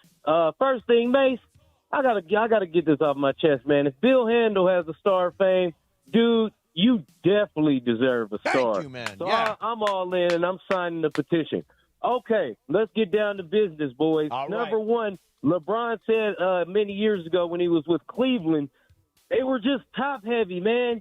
You got a bunch of pieces here that just don't complete a puzzle. There's no complete puzzle here. The Lakers are top-heavy, dude. Definitely Rob Pelinka is not the guy for the job. I mean, all you have to do is think about why he's the GM, and there's your answer. And then my big issue. All right. Last night, I'm calling Laker fans out, dude. Yep. Marcus Smart dives in the crowd for a ball, and he's getting up slowly after the dive. And Laker fans, there's no standing on your feet. There's no cheering for that. We need that in La La Land. Laker fans, shame on you last night. When someone of our Lakers dives in that crowd, you help them up, you get on your feet, and you stand for them and let them know how much you appreciate it. That Laker basketball. I'm out. All right, he's out. That's a good call. Come with him. I don't recall this exact moment where Marcus Smart dove into the crowd, but I do think everybody should help him out. I'm in favor of I know helping. Luca dove into the crowd. He dove Yes, he over did. the courtside seats. Yeah. Yes, he did. Here's what I would say, though. To be fair to Laker fans, if Marcus Smart had dove all the way up to the 300s, yes, I guarantee those fans help him up. Those fans are standing. There's no question. Even in the 200s, I think. Even in the standing. 200s. But once you're in the 100s courtside, those are not necessarily the help you stand up fans. Yeah, I mean, somebody's literally saying, act cool. Yeah. Just act cool. They're thinking I'm on camera right now. Yeah, right. Like the camera's on me right now. I gotta look good. Yeah. I don't want to get this wrinkled. Right, I spent a lot of money on And this. maybe the outfit was made for sitting, but not for standing. Yes. Exactly right. Yes. There's a lot going on with those courtsides. Let's go to our friend Ken in Newport Beach. Hi, Ken. You're on Sports Graffiti. What are you doing, man? Hey, guys. I'm just amazed, absolutely amazed. Rob Pelinka's been there since 2017. If they don't get to the playoffs in the first round, it's 3 years in a row and 5 since he's been there. You look at the players he's thrown away, whether it be Caruso or Zubac or Hope or Kyle Kuzma, and what has he gotten back? The bench is 30th, last in the NBA in scoring. I just don't understand how out of one side of his mouth, Mark Walsh could say, we're bringing Rob back, and on the other side, and we're raising the prices on everyone. Makes no sense. All right, there you go. There's Ken. Ken never calls and says nice things. No, he doesn't. Ken does he call Lakers talk? Yeah. By the way, occasionally, I hear Ken on Dodgers talk on 570. He calls Dave Vassell. He's cheating on us? He is. Wow. He's a good caller, though. He's stepping out. I like Ken. Let's go to, and by the way, he has mentioned the bench now multiple times, and I could not agree more. Look at Oklahoma City's bench. Look at the Houston bench. Look at the San Antonio bench. The only time the Lakers bench has been productive is when Austin Reeves on a minutes restriction was playing off the bench. Yeah. That was basically... okay, so I said, actually, I'll hold this up, but LeBron, if his name was Jabron Lames... First of all, the jokes, if he were Jabron Lames... Yeah, that's rough. That's rough. But if he was Jabron Lames, just another I would say come off the bench because he's been more productive off the bench, not with Luca and Austin. Well, just the politics, the small P politics Correct. With LeBron, and frankly with Austin, too. Austin is in a contract year. Yep. Like, I hear from plenty of Laker fans who say... Make Austin the sixth. Yeah, use him like a Manu Ginobili. There's politics involved with both of them. Yeah, I mean, Austin's trying to get paid, and LeBron James is LeBron James. Right. He's not Jabron Lames. Let's go to Robert in Corona. Robert, you're on That's Sports. his name if he doesn't play well. That's right. Jabron Lames. Robert, what's going on, man? Good afternoon. Good afternoon. Love the show. Thank you, man. Two things I want to cover, and thank you. The first thing I want to talk about the Austin Reeves and Luca.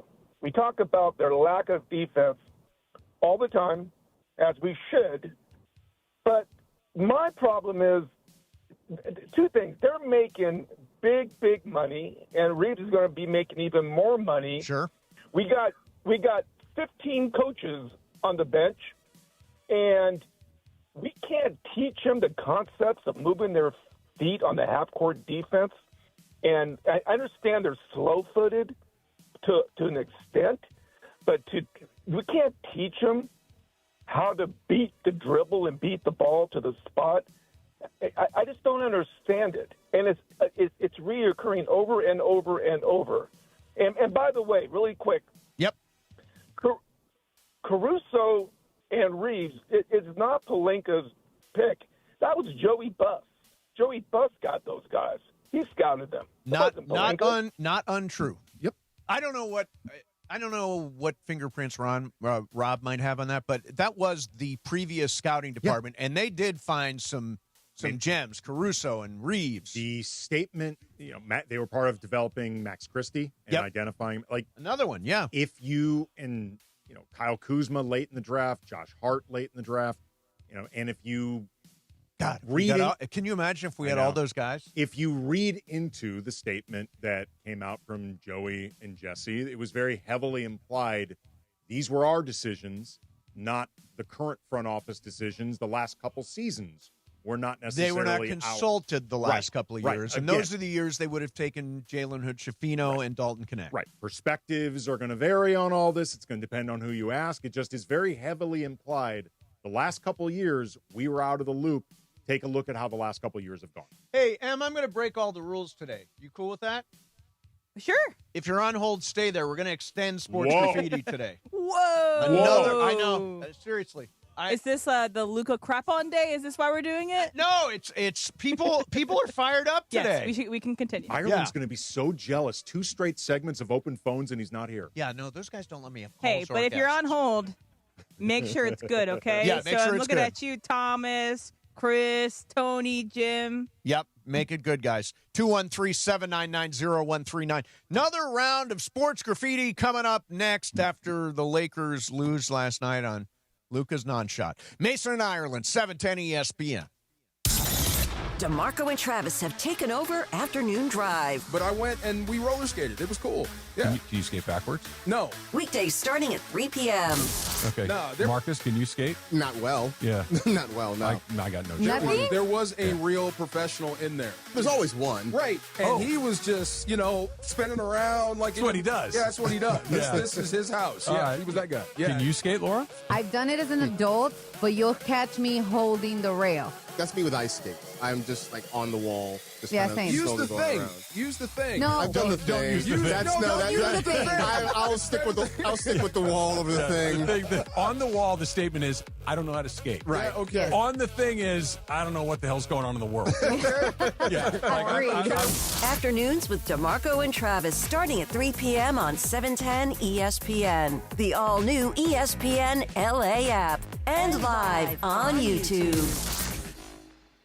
Tune in to DeMarco and Travis all week for your chance to win a pair of tickets to Pechanga Resort Casino's annual wine festival and chocolate decadence on Saturday, March 7th. When you hear the cue to call, get ready to sweet talk your way into a night of chocolate and wine. Visit pechanga.com for tickets and details. Cheers. Mike, in sports, dynasties don't happen by luck. They happen with culture, coaching, and execution. Couldn't have said it better myself, Travis, but that's exactly how we run Rotolo Chevrolet. Mike, it's actually pretty simple. Customer service that takes care of people. It's probably the biggest reason why people choose Rotolo Chevrolet. They come from all over California. 210 freeway, Sierra Avenue exit, right there in Fontana. I'm going to remember that the rest of my life. Love it. And of course, RotoloChevy.com. ROTOLO Chevy.com. This is a test of the emergency alert system. This is only a test.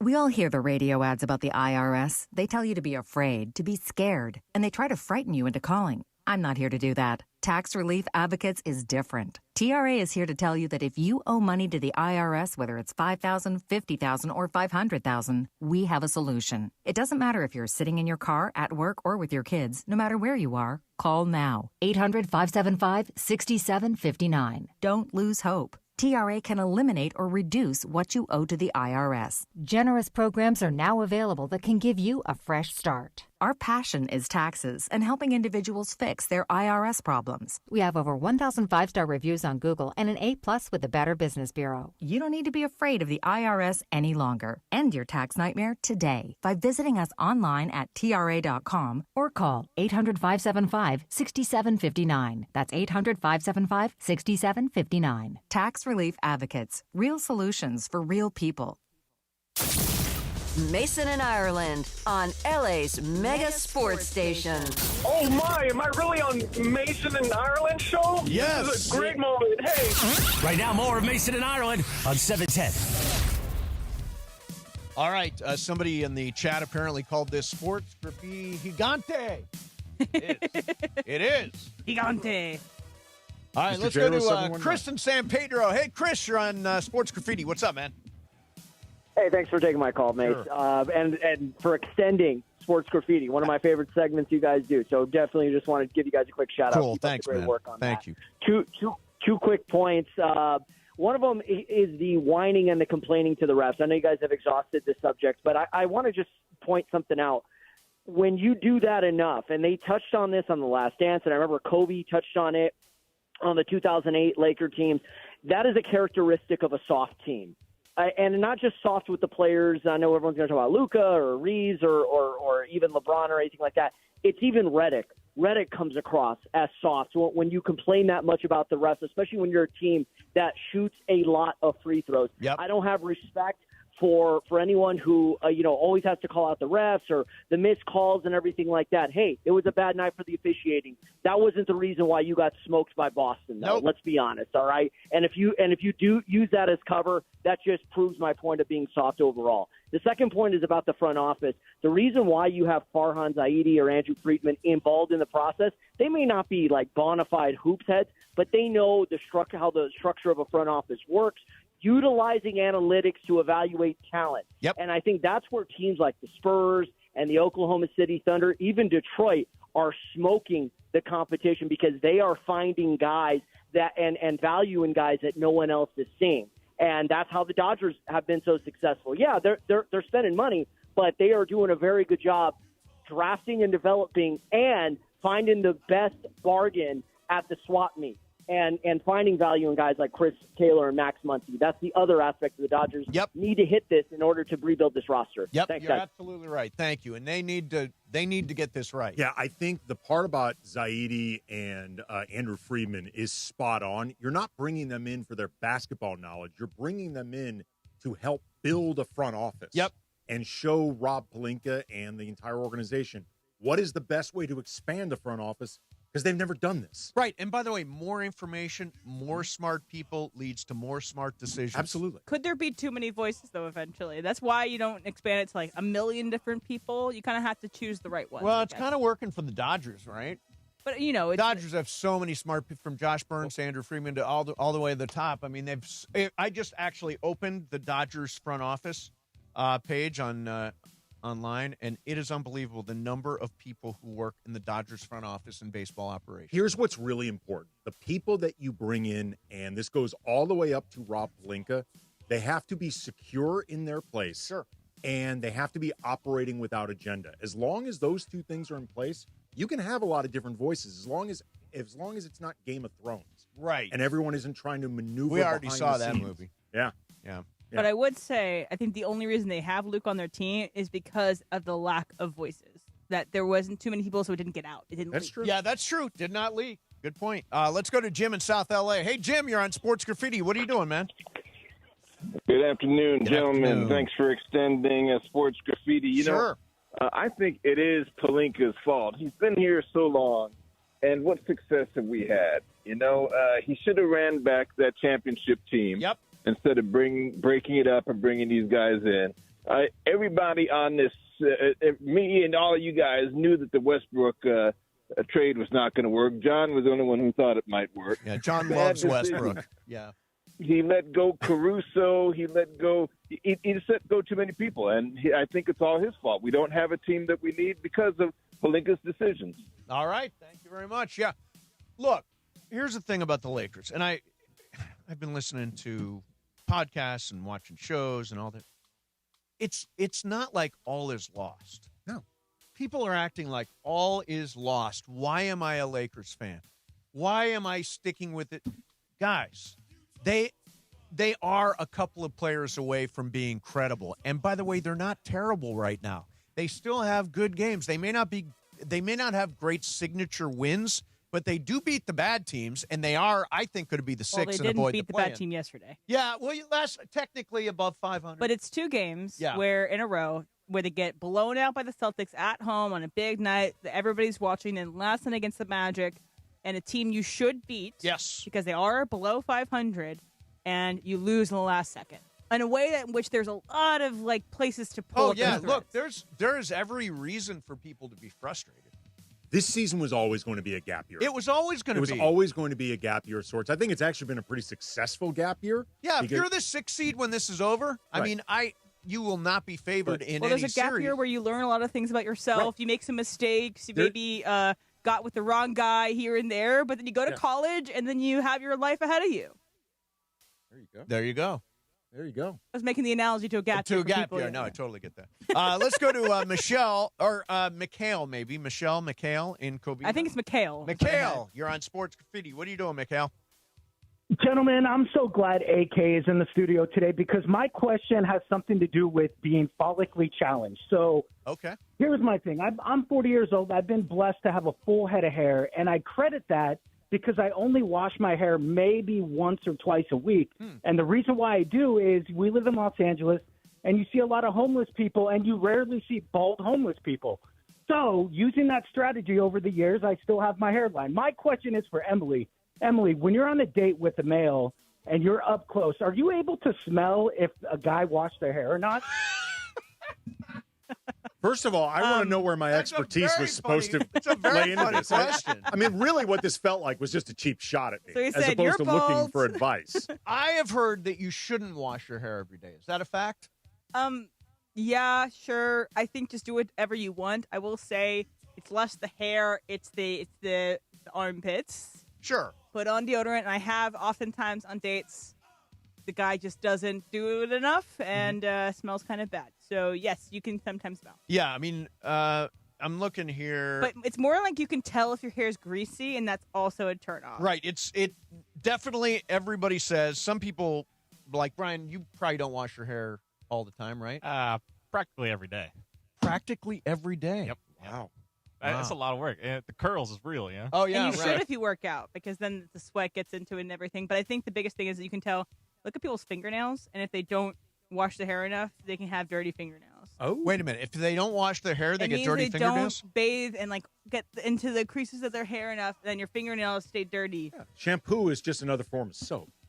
Yes. So by the way, Dave Damashek had a great rant on this. Conditioner, I think it's shampoo, only a good rant wash, if you're a man. It's all the same thing. Because your hair is different. It is shorter. You don't need conditioner. Women and people with longer hair need conditioner because it's about the ends of your hair. When you have to grow out your hair for a long time, the ends can get severed, and that's why you need conditioner. You condition the ends of your hair. When I used to have long hair. You had long hair, yeah. I used to have very long hair, and I did used to have to condition it all the time before Mikhail would call in with those cheap shots. Yeah, I just don't think that Damashek knows what he's talking about. Well, I think he does from a dude perspective. From a guy perspective, I think guy it's with short absolutely hair true. Too. He's got very short hair. I use body wash to wash my hair. That's I don't need special hair because shampoo. you have short hair. You would never. You would but never. You have long hair and curly hair, which needs special love. Yeah, no, your whole thing is your hair. Oh, exactly. So it's a lot of work. Yeah, I understand. That's a lot of work. I probably wash my hair 4 or 5 times a week. I don't wash it every day. That's pretty close to every day. You're kind of not. I've heard you're kind of not supposed to wash it every single day. Let's get Dr. Clapper on the phone. Let's get Dr. Clapper. Well, what would he know? I want to get these last two calls in because these guys have been waiting. There you go. Let's go to Tony in Rolling Heights. Tony, sorry, we got sidelined there about hair. What are you doing, man? Good afternoon. Good afternoon. Shout out, friends of the show. Hey, friends of the show. I just want to say John Ireland would never extend this, but shout out to you guys for doing that. Yeah, hair and all. But now back to the subject at hand, and I just want to get your guys' input on this, on the no shot. Worse than the no shot, I think, is the response to the no shot.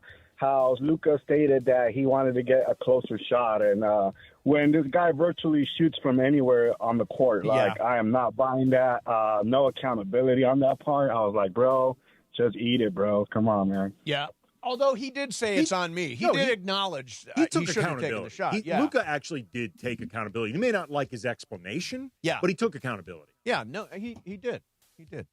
Last call of the day. We're going to Chicago. Thomas, you're on Sports Graffiti. What are you doing, Thomas?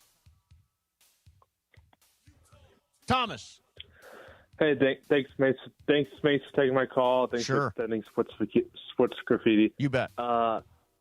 I want to talk about this Tony Bennett thing. Okay. This is very fascinating. I'm a college basketball watcher, I especially like his, and I feel like it's very fascinating that he's involved because one of his main ingredients that he prepared for his team was defense. If you at all watched Virginia basketball, it was defense, defense, defense. And what is the problem with this team? Defense, defense, defense. Now, they gave him a title of, draft advisory to Pelinka, which is strange because we have a pick which is in the 20s. So yeah, right now it'd be 21, yeah. Yeah, so, again, now you can get someone good, but one player is going to fix defense.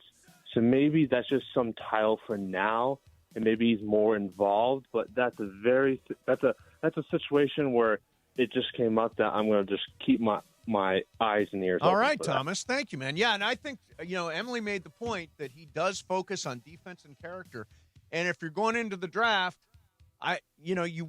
we need defensive-oriented players. And you need depth. And we need depth. That 20th pick, if they do take it, might be somebody they want to develop long-term and have as part of a depth piece for the Lakers. And that's what they've been lacking because they've been missing. He also played 4 seasons in the NBA. Oh, I didn't realize 3. Trust me, I'm aware. There's a very nice picture of him playing for the Hornets. Oh, wow. Nice picture.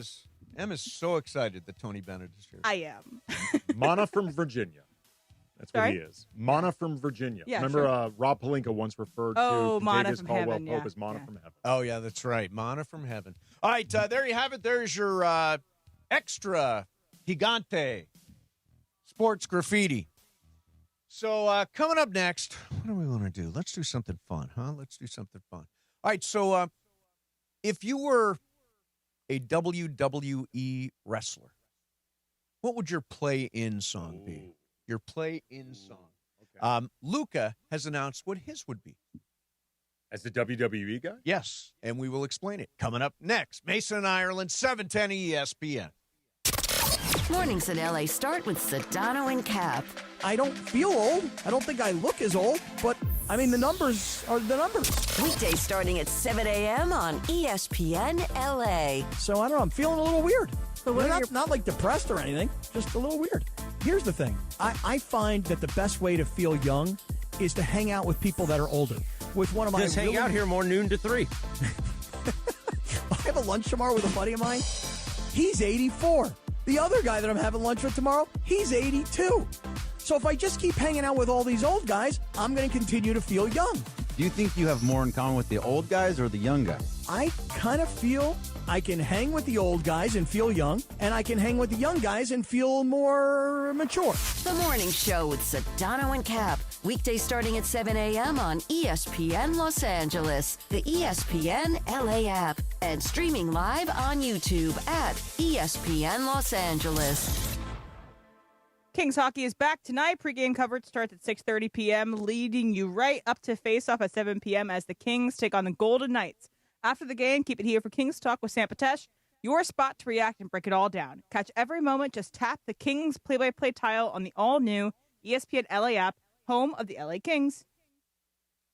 Morales, tax season. What are people spending it on? Hopefully not stuff they can't see clearly, Cappy. Exactly. Orange County, use that refund wisely at VisionWorks. 7 locations to serve you. Laguna Niguel, Santa Ana, Fullerton, Lake Forest, Rancho Santa Margarita, Brea, and Buena Park. Eye exams, fresh frames, updated prescriptions. The home is Boca. If your vision's off, everything's off. And VisionWorks makes it easy to take care of your eyes without blowing your whole refund. So spend smart and see better with VisionWorks. See the difference.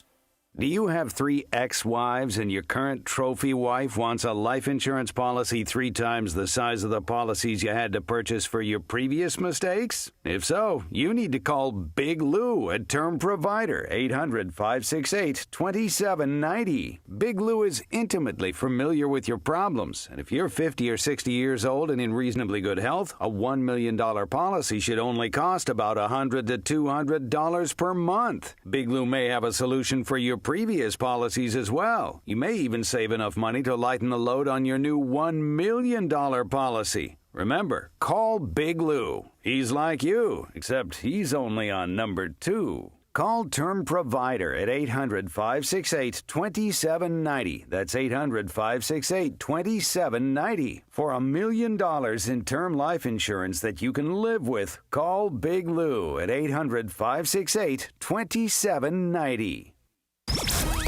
The biggest show on the radio. Mason, Ireland, you guys are clowns. Screw you, Josh. Damn. Mason and Ireland on 710. Mason and Ireland are clowns. That's going to be a drop for a long time. Why not? Back to the guys. And I've seen your flag on the Marble Arch. And love That's is Jeff not Buckley, a victory one of the nominees for Rock and Roll Hall of Fame this year. They'll announce the inductees in April. I think this is the best version of Leonard Cohen's Hallelujah. Really good. It's my favorite song of all time. I love Really? this song. Favorite song of all time is Leonard Cohen.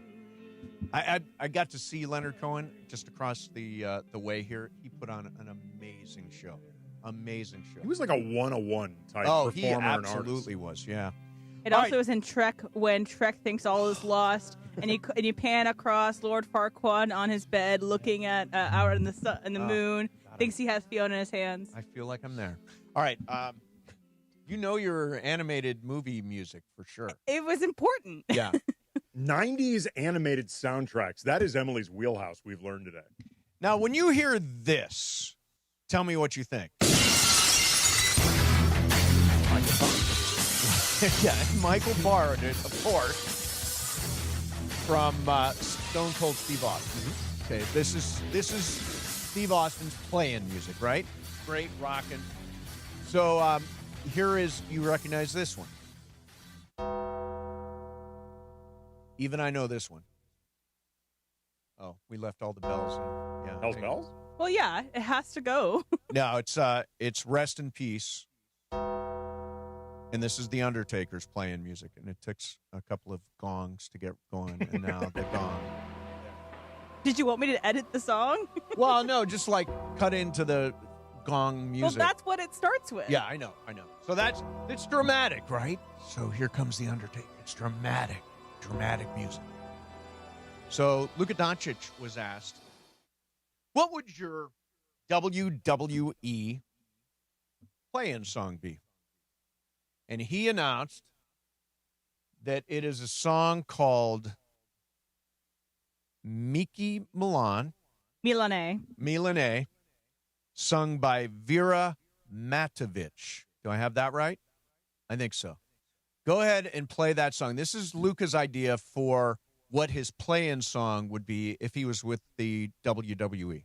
Miki Milane, baš mi ne daš mira, ma nije moje, srce od papira, pa da ti ga dam.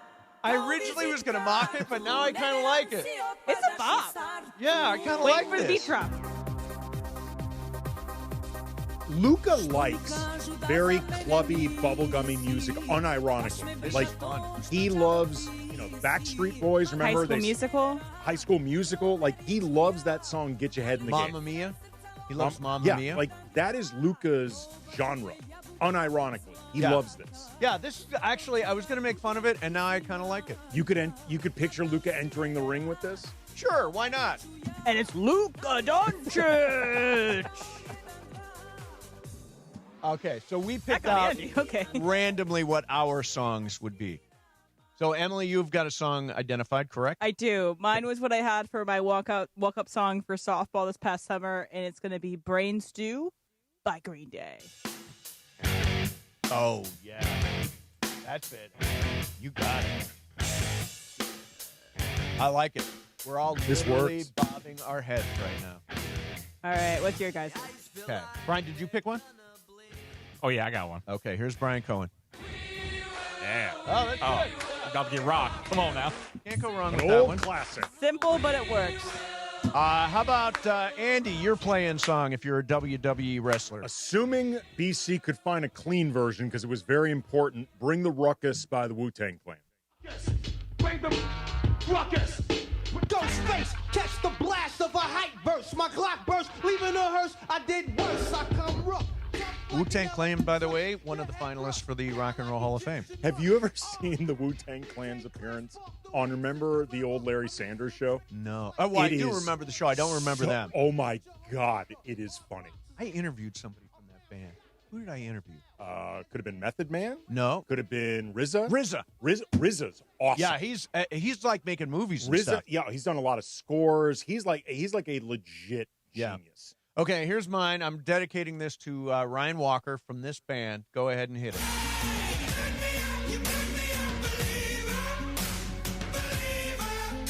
Pretty good. Imagine Dragons. Their music is written to fill like arenas. Oh yeah, and stadiums. Or to play over an edit of a sporting event, like a bump in music or something. No, this works. This People- absolutely works. People make fun of how I like Imagine Dragons. I get that part too. But there are, what do you mean you get that part? Well, remember during your roast, yes, I made a joke that said everybody was so complimentary of you and of your bravery for coming out as gay. But really, to me, your bravery was when you came out as an adult fan of Imagine Dragons. Like, that's what really took courage. It's a great joke. That's a good joke. Your roasts are always great, I think. And they should go longer. Thank you. Oh, yeah, they should absolutely go. Well, but that would cut into Precious Morales time, Roast and we can't have gigante. that. Yeah, roast gigante. And remember, every second that I'm on stage is a second that Morales isn't, and we can't have That is true. Yeah, I mean, it just doesn't work. All right, so there you have it. There's our WWE playing songs. That would make I don't watch WWE. Do you? I don't either. No. No. That's Do you watch it? been about 10 years, probably. 10 years. You If that. seem like a WWE. I've never even for a second watched WWE. Should I call it WWE or WWE? Call it the W. W. W. There you go.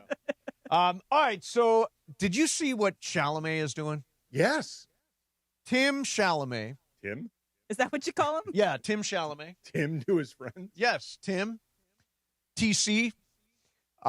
He is going on, and by the way, he's trying to win the Academy Award for Best Actor for Marty Supreme. Have you seen Marty Supreme? It's really good. I think He's terrific in it. He's really good. It's really good. I think he's going to win, but there is always a campaign when it comes to trying to win an Oscar, and I think he's got a very unique campaign. Well, he seems to really like campaigning, because remember last year for A Complete Unknown as Bob Dylan. Yes. He was playing songs like he was. Remember, he did Saturday Night Live. He was the musical cast and the host. Like, he seems to really enjoy the act of campaigning, which a lot of actors don't. And I think he also knows how to make it pop as opposed to other people in terms of the campaign, because I do think that this is one part where the Jenner family might be helpful, because they know virality, they know how to make waves, and I think Timmy, with the combination of maybe a Kris Jenner with a hand on his shoulder. This is Juan's belief. Juan believes that Kris Jenner is running Timothée Chalamet's Oscar campaign. I think it's a marriage,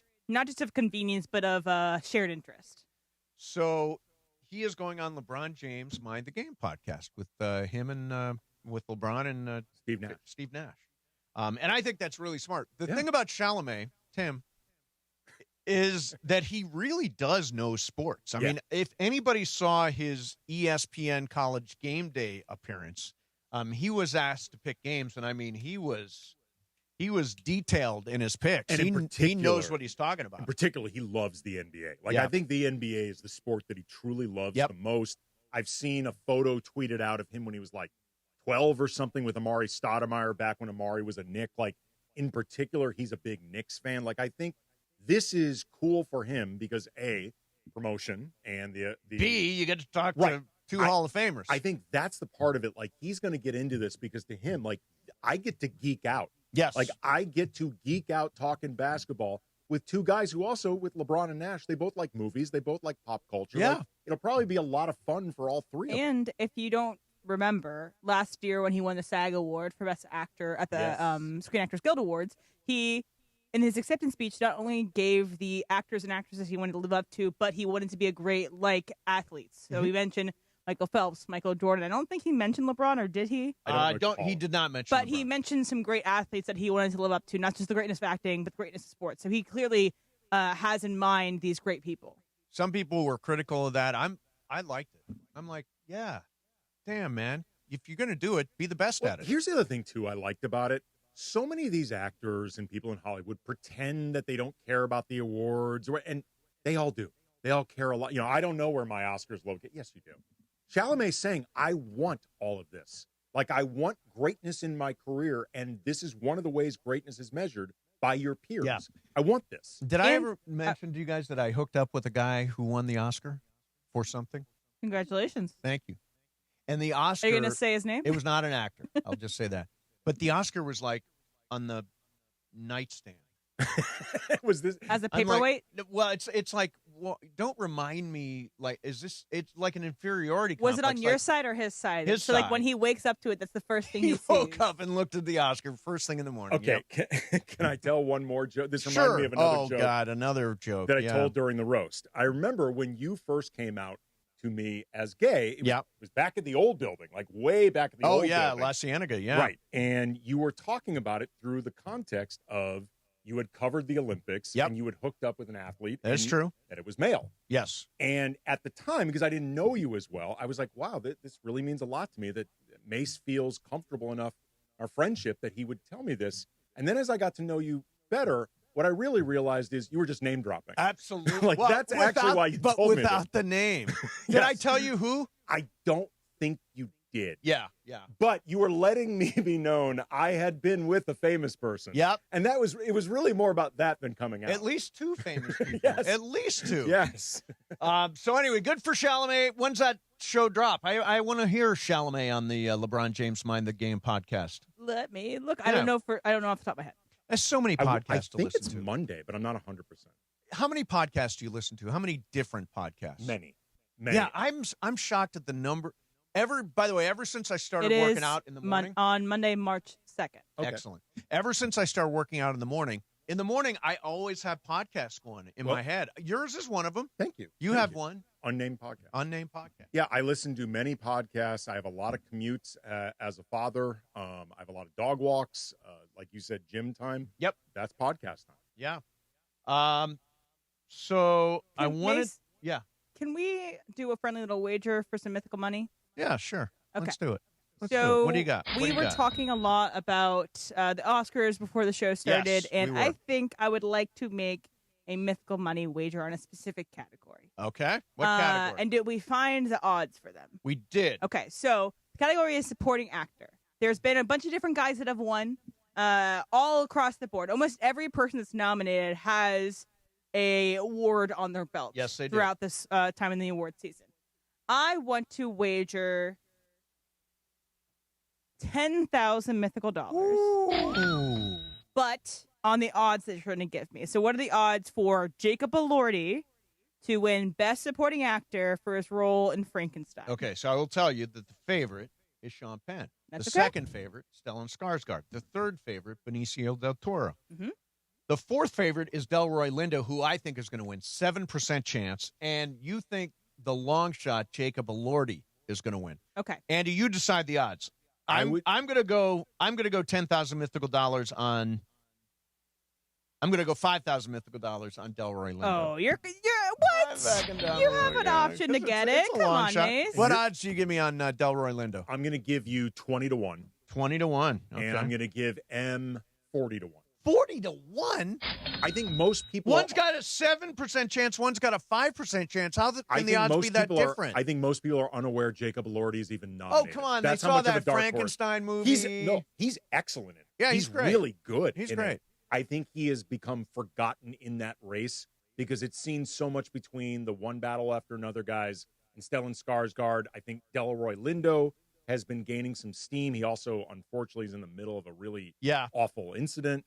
But that's also raising awareness of his performance and how great he is in Sinners. And Sinners might have a windfall of voters as people loving this movie. So before people he's say excellent in it, man. I'm He's like really dumb good. for picking Jacob Elordi, blah, blah, blah, I'm doing this based off odds. Right. I think I want to have the most bang for my buck and get the best odds return from betting. If your boy Elordi wins, you will get $450,000. Let's go. But I do think I would wager to say if it was just on picking, that it would be someone from one battle after another, whether it be Benicio or Sean Penn.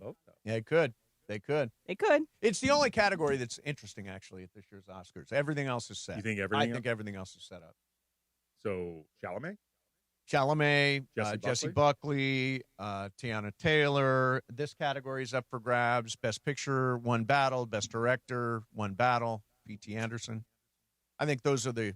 It's sort of like all the dramas out of it. I love how you are the only person that says P.T. Anderson because most people say Paul Thomas Anderson or PTA, but you decided to do both. What's like Tim Chalamet? I picked both P.T. Anderson and Tim. Yeah. All right, coming up next for you, let's do. Oh man, people are reacting to this Arty Moreno stuff. I still find this to be the absolute most disgraceful thing I've heard in a really long time. Arty Moreno will do it next. Mason and Ireland, 710 ESPN. Purple and gold-blooded. The Lake Show play here. Thursday, it's a Western Conference clash under the desert lights. The purple and gold look to take over Phoenix, Arizona. Luca, long three. It's good.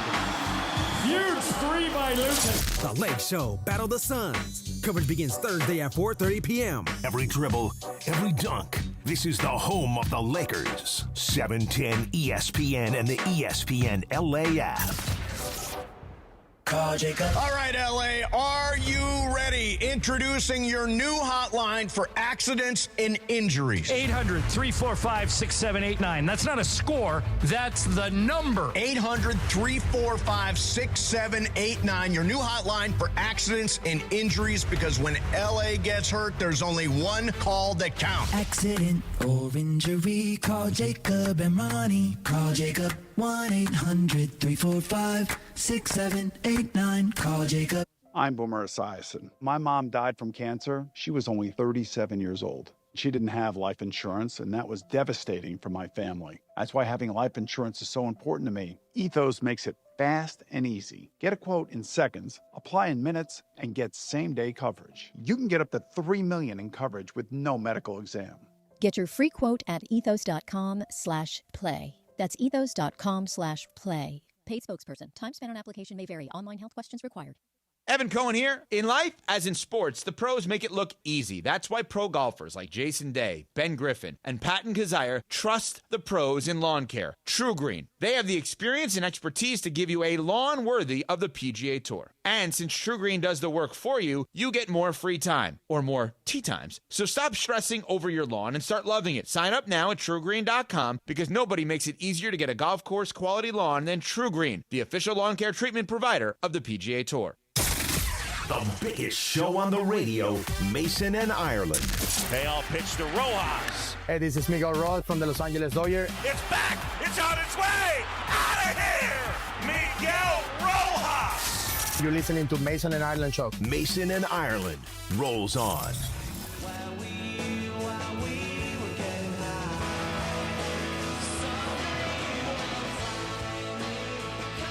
Oh, this is Oasis. Are they one of the nominees, too? Yeah, one of the nominees for the Rock and Roll Hall of Fame. We can go through those as we go through the show today. This was my alarm all through high school. You're like in the morning, this is what you would hear? Because the opening of this song is like a really gentle, like, beginning. It's like, kind of like sound, like, I don't know. And then it builds. Mellow and builds. So it was a mellow alarm. Nice. Nice. I need the opposite. I need an alarm that wakes me up immediately and doesn't allow. What does your alarm sound like? Mine is racket. I mean, mine's like yours. I think it is loud and it is obnoxious, and it definitely wakes me up. Do your impression of it. Better yet, because I don't think I let's see. Let me add. All right, Andy, what's yours? Well, yeah, go ahead. Have you ever heard the song by Madness, One Step Beyond? Oh, yeah. Okay, it starts out with somebody going, "Hey, you," and like that's actually my alarm. Like, and it's just him really shouting at me to wake up. Mine is just like loud noise. I just wake up to a loud noise. It's back in the day when I was doing mornings. So I was working with Ireland, and I lived in Westwood. And my alarm, because I would have to get up at, 5 a.m. for a 5:30 start. And by the way, I did get up at 5 a.m. for a 5:30 start. Lots of and prep just work rolled there. in lots. And I would hit the snooze button a lot. And finally, one morning, our next-door neighbor came over to the fence and yelled, "Mason, wake up!" Because I kept hitting the snooze over and over again. Oh, I've dealt with that. With my wife takes some prodding to wake up, and her alarm all the time wakes up me. Like I remember when my daughter was an infant, and she finally got old enough that you can move her out of the bassinet in a room into a crib. Right. She wanted to set up a baby monitor, to which I was like, "Why?" And she said, "So we can hear if she's crying." To which I said, "Why? The whole point is we can sleep through it." And I said, also, too, let's be honest. The only person that's going to wake up is me. Yeah, right. Not you. You're going to sleep through it, and that was often the case. Yeah. So, Arty Moreno. Mm-hmm. Arty Moreno. I think it's fair to say, after what he said this week, according to his fake survey, he's the worst owner in professional sports. There is no owner that is worse, more disgraceful than Arty Moreno. Did you see that Arty Moreno, for those unaware, said that according to his, I guess, polling. This is my alarm going off. That used to be mine until I decided that it was not raucous enough. I had to set it for 152 in order to figure out how to play it. I can try to set mine. It's okay. I can show you how to play it later. Okay, thank you. But he said that according to their internal data and polling and whatnot, that winning is not among the Angel fans' top priority. No, not a top 5 priority. Not a top 5 priority. Nope. And the MLB Players Association director Bruce Meyer weighed in and said, quote, "Let's just say players took notice of it, and we took notice of it too." And guess what? Those players on that Angels team, what do they want more than anything is to win. And they clearly have an owner that doesn't care about winning. But also, too, like what they're going to be asked about it. They have been asked about it. They're now in a position where they either have to agree with their owner. Yeah, winning, we don't care that much. It's not that big of a deal. No, I mean, it's safe and cheap. Or say, what the hell is our owner, the guy who cuts our checks? We have no idea what that guy's talking about. Right. Here's Kevin Pillar from, I guess, MLB Network and a former Angel. I don't really know what the point of this kind of survey was, because to me, winning is all fans should really do care about, and that's a non-negotiable, much like going to the field and feeling safe and affordability. I mean, maybe the list should have been like giveaways and concessions and things like that, because I have no idea what he's talking about. I mean, the Angels don't, I don't think Arty Moreno realizes how great of an asset he has. I got a chance to play there, and it is arguably one of the best places to play in baseball. Southern California, the Orange County, the weather's beautiful. The fans are very passionate. I mean, he doesn't realize what he has, because if he really cared about winning, it would be such a destination for players to want to come and play. It's just a matter of time. He just needs to get rid of the team, because he really doesn't really care about, the Angels. And obviously franchise values are going way up right now. And I think there was a quote he came out with the other day that said he wasn't actively shopping, but I think there's a lot of people interested in buying. So hopefully someone just kind of blows him away with an offer here soon, and we could kind of move past this story. Yeah, got to move past the story. I honestly, I can't even imagine Can you imagine if another team had said this? Can you imagine if the Lakers said that, or the Dodgers said that, or the Yankees said that, or any owner anywhere saying that? I can't imagine just truly the idea. Let's just say whatever data he's using. Which I think is totally made up. There was never a survey at all. Okay. He's pretending there was a survey. Okay. Let's just say, though, for the sake of argument, he actually did this. And he did some polling, and this is what came up with the Angels' internal metrics. To actually say that out loud, to actually say it out loud is insane. Right. The lack of self-awareness required to actually say our fans, believe it or not, they don't care that much about winning. Doesn't matter that much to them. Like he also said to these reporters too, like for me, I've always wanted to win. It's just, what's the cost of winning right now? It's like, do you have any internal monologue whatsoever? Right. Like, do you have any filter? Yeah, I mean, seriously, these are things you might think. Right. But you don't say them out loud. And also, Kevin Pillar saying that he thinks that Arty Moreno doesn't realize what an asset he has. I promise you he realizes it. That's why he's not selling it. Yeah, I mean, he knows exactly. But the right asset now, he with has. franchise valuations like they are, I mean, what is that, like $4 billion maybe? Sure. For the Angels? But you know what it'll Something like be 5 years from now? $5 billion. Yeah, I know, but they may have a winning record by then if he sells them. But then it'll only go up. It'll only go up. Like, it is true that it will only go up, but right. I mean, everybody's got a price. I mean, the Buss family had a price. Absolutely. There's a number. But right now, he is able to have his cake and eat it too, because he can hang on to this asset. And according to him, fans don't care if they win. Angel fans have to find a way to band together in some way to voice their displeasure, their pissed offness. Well, that's ultimately pissed offness. That's ultimately how the McCourts were out. Like, fans voted with their feet. Like, there were other things as well, but they were devaluing the value of the Dodgers as an asset. And Major League Baseball eventually said, we can't have this anymore. If enough fans start hitting Arty Moreno in his wallet, which is clearly all he cares about, then he may be prompted to sell. Yeah, I mean, they drew 2.6 million fans last year. They averaged 32,000 fans a game. So there's no reason for Arty to do anything else. Absolutely not. And the weird thing about the Angels is, it's not like they don't spend. They still have a payroll of over $170 million. It's not the Pirates. It's not the Dodgers, but it's not the Pirates or the A's. But honestly, I agree with Pillar. This is a great spot. Orange County's beautiful. The weather's great. It's a solid ballpark, if not a spectacular ballpark. Got that big glove. Got that really big glove in the back. Got those rocks out there. Yeah. The rocks. Disney nearby. Disney's in the neighborhood. So, yeah, I don't know what Angels fans can do to band together and protest. Aside from not going to the games. That's what you do. Don't give Arty Moreno your money. Like, that's the only way you'll get his attention. Even that quote where he said, you want to win, but, like, what's the cost of winning? I think that's him acknowledging, like, look, I actually have spent. Didn't give us any wins, so what's the point? Whatever the cost of it is, pay it, because winning is the only thing that matters here. Look, I mean, cheap and safe are both really cool things. You know what's really cool? Winning. Winning is really cool. Yeah. All right, coming up next for you, you can do some Fast Track. Em and Brian both have stuff for us. We'll do it next. Mason and Ireland, 710 ESPN. DeMarco and Travis have taken over Afternoon Drive. So they gave us jerseys, but they didn't give us the jerseys until right before the game was about to start. Okay? Oh, no. Weekdays starting at 3 p.m. Go ahead. You know what happened next. Busted can of biscuits.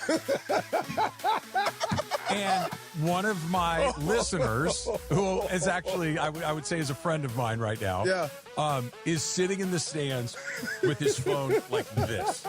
Just like, go ahead, do it. And I was pretty heavy at the time, right?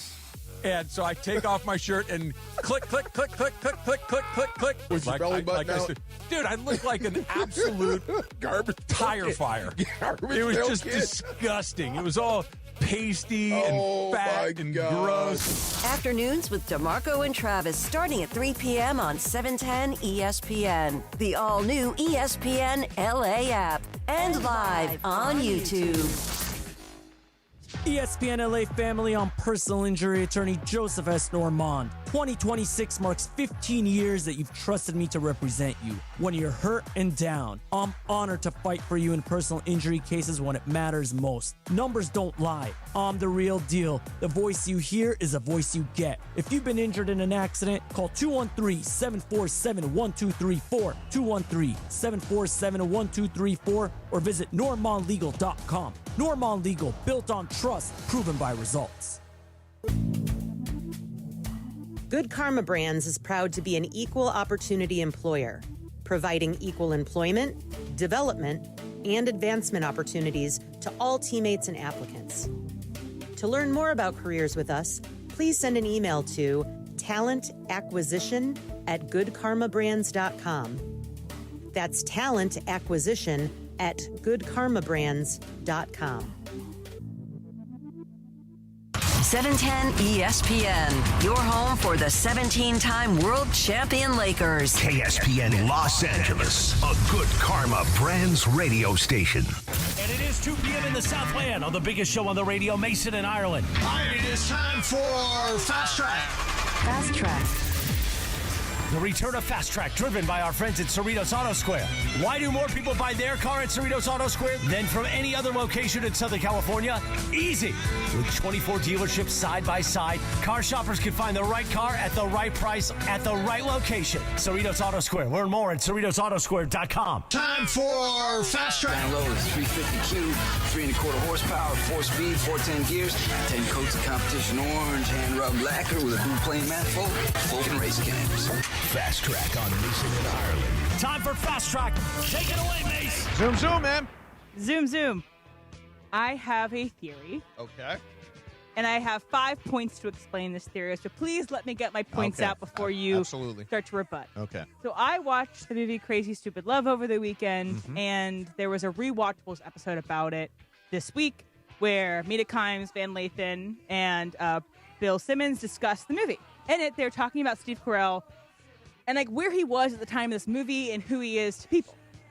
And I got to thinking. Steve Carell is the male Anne Hathaway. Here's my example. Okay.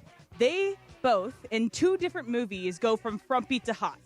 So for Anne Hathaway, it's Princess Diaries and Devil Wears Prada. Okay. For Steve Carell, it's 40-Year-Old Virgin and Crazy Stupid Love. They go through a transformation, and it's a traditionally hot person, but they have to kind of have them frumpy to hot.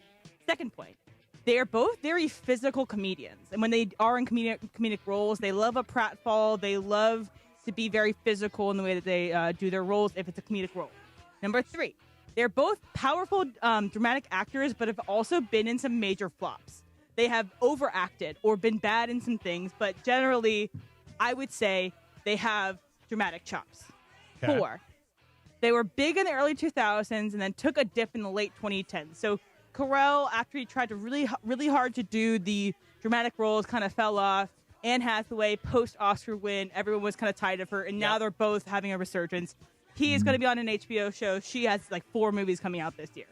And the last but not least, and most important, brunette. So both have brown hair, and that's the time. You, Emily, if I may, and I'm not even sure what the theory is, but you did forget one thing. What? They both starred in Get Smart together. Oh, yes, they both starred in Get Smart. So if you're looking for a connection, that is working together. I'm just saying, Steve Carell is the male Anne Hathaway. That's the thesis. See, I like Steve Carell so much more than I like Anne Hathaway. Maybe that's a little misogyny in there. No, it's not. It's not. Why don't you like Anne Hathaway? I think she got really annoying when she was going through the whole Les Miserables, I'm winning the Oscar thing. Which goes back to the point. Yeah, it goes back to your point. But I never had that feeling about Steve Carell. Steve Carell is an immediately likable person. And by the way, you didn't like him in The Office. Well, he was mean in season 1.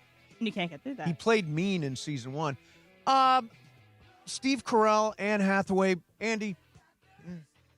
I can understand what Emily's talking about in terms of kind of career paths. Like they're used in similar ways in well, some movies. They both got some versatility. Their energies, though, are different. Like Anne Hathaway, and I don't mean this as a dig against her because I was once a theater kid. She has more theater kid energy, I think. She absolutely does, yeah. Than Steve Carell does. That. Yeah. I don't find their personalities particularly similar. I do think you hit on something interesting with their career paths. And by the way, that same dip came around the time of Get Smart. Yes. And I will just say I made this up when I was high last night. So there we go. Good for you. What's the word cloying mean? Like trying to be precious, kind of trying too hard to be likable in some ways. Anne Hathaway. Yeah, that's how I feel about it. I will say she's misunderstood. Like very earnest, overly earnest. Overly earnest, excessively sweet, sentimental. Yeah. She's a good actress. She's a good actress. Just annoys me a little. I'm excited for Devil's still wearing Prada. Devil Wears Prada 2. Yeah. She's also going to be in Verity. She's also going to be in Devil 2 Prada. Mother Mary. She's going to be in, I think she's, in 4 movies this year. Okay. BC? Fast track. As we know, Harrison Mevis came from the UFL. Last year had some pretty successful kicking there. They announced today that they're making some kicking rule changes for their upcoming season. Okay. Any 60-yard or more field goal now going to be worth 4 points. Oh, this is in the UFL. In the UFL, okay. Yeah. Kind of got me thinking, though. It's kind of one of those gimmicky things. Ever see this kind of having a crossover? Because, the NFL has taken a few rules from the UFL and kicking and stuff like that. And then it kind of reminds me of, the big three, their 4-point thing. Which one would you think would have a real 4 points would make a difference in scoring, right? Big Three ties games and 4 would win games. But also, if you miss, you give the other team very good field position. Correct. Yeah, I think it's an interesting idea. The beauty of stuff like the UFL, not that I'm going to watch it, but it's that you can workshop this stuff and try to figure out what NBA works does and a what lot doesn't. of that with the G League. They'll work out things in the G League. Baseball, the spring ABS training. system was done down there. Yeah, if nothing else, it's worth taking a look at what they do, see how successful it is with the players, the fans, how it affects the game. Yeah. By the way, do you know how many kicks Harrison Mevis missed this year? Oh, you were in the room when we were talking about it. I know exactly how many. One. Missed 1 kick. All right, let's ask the question that you asked me. Would you rather have? Yeah, would you rather have? Now, Brandon Aubrey as the highest paid kicker at $10 million. $10 million, or Harrison Mevis, who is at I'm sure, a very low veterans. Let's just say $1 million. $1 million, okay. So $1 million Harrison Mevis, $10 million Brandon Aubrey, and assume that the $10 million prevents you from getting the cornerback you really want. You have to get a different person, maybe. Right. You have to account for an extra $9 million on your salary. Would you bet on Mevis at $1 million or Aubrey at $10 million? I would go Mevis for $1 million. He's not given me any reason to doubt him, and it's a really fun nickname. Now, he won't kick a 60-yard field goal. We don't think. We don't know. We haven't seen him. I think his longest was 54, maybe. Yeah. Right. So he can hit a 50-plus He's given me no yarder. reasons to doubt him. It's not like he's been a problem. But Brandon Aubrey gives you the opportunity to line up for a really long field goal and score when, you from 60 yards, 65 yards a kick is unbelievable. I think that I would prefer to have the aggressive nature that the Rams had to play with putting the ball in Matthew Stafford's hands to score points as opposed to let's just play a little more conservative and then kick a field goal because we know we can make it. Yeah, McVay became go-for-it coach this year. He went for it as much as, not near the top of going for it. The Rams' special teams were such a mess that will make you feel like Aubrey might be more necessary than he actually is just to paper over the special teams problems. All right, so there you have it. We'll do some more sports graffiti coming up. In the meantime, we're talking a lot about the Lakers today and the non-shot. If you missed it, here was Luca's non-shot at the end of last night's game, Lakers versus Orlando at Crypto. LeBron has the ball. He brings it into Luca, top of the key. Luca, he better do something. Gets it to LeBron. He's got to put it up. No good, and the game's over. The Lakers didn't run a play, and the Lakers lose. 110-109. Michael, I don't know if they didn't get the look they wanted on defense. No, they got the play they wanted, but Luca got swarmed, and that sort of took him out of his rhythm because Luca was coming around the screen to shoot a three. Didn't need a three, but that was just a shot he's usually used to or is not afraid of. But the Magic did a good job of swarming him and covering him closely that took him out of his rhythm. So the Lakers lose 110-109. Thanks to Wendell Carter's last-second After review, the putback. call on the floor stands, no basket. DeAndre Ayton, after LeBron missed the shot, put it up and in. The call on the floor stands, no basket. I'm going to say I could have made that call because the ball did not go through the basket. No, it was so LeBron missed it. DeAndre Ayton got a rebound, put it in. That was the one that they debated because it looked like it might have been close. Got it. So after the game, here's Luca on that last. Actually, here's LeBron on that last possession. No, we executed. Like I said, I feel like I'm not sure. I mean, obviously you have to ask Luca what he saw on that, but I thought he had a good look, and it looked like he kind of just lost his balance. Didn't have a rhythm with the ball, whatever the case may be, and it kind of allowed him to get back in front of him. I was kind of off balance when he gave it to me. I thought he had a great look, but.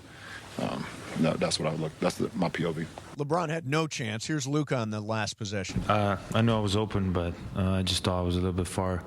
Try to take one dribble closer. Probably shouldn't picked up the ball. Just try to attack.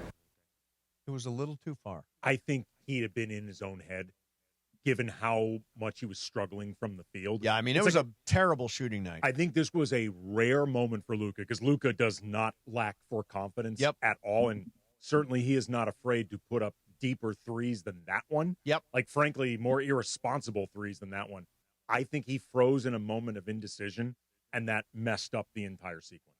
So one of the things that we talked about earlier, and let's circle back to it right now, it's the fact that these three guys, Luka, Austin, LeBron, don't play well together.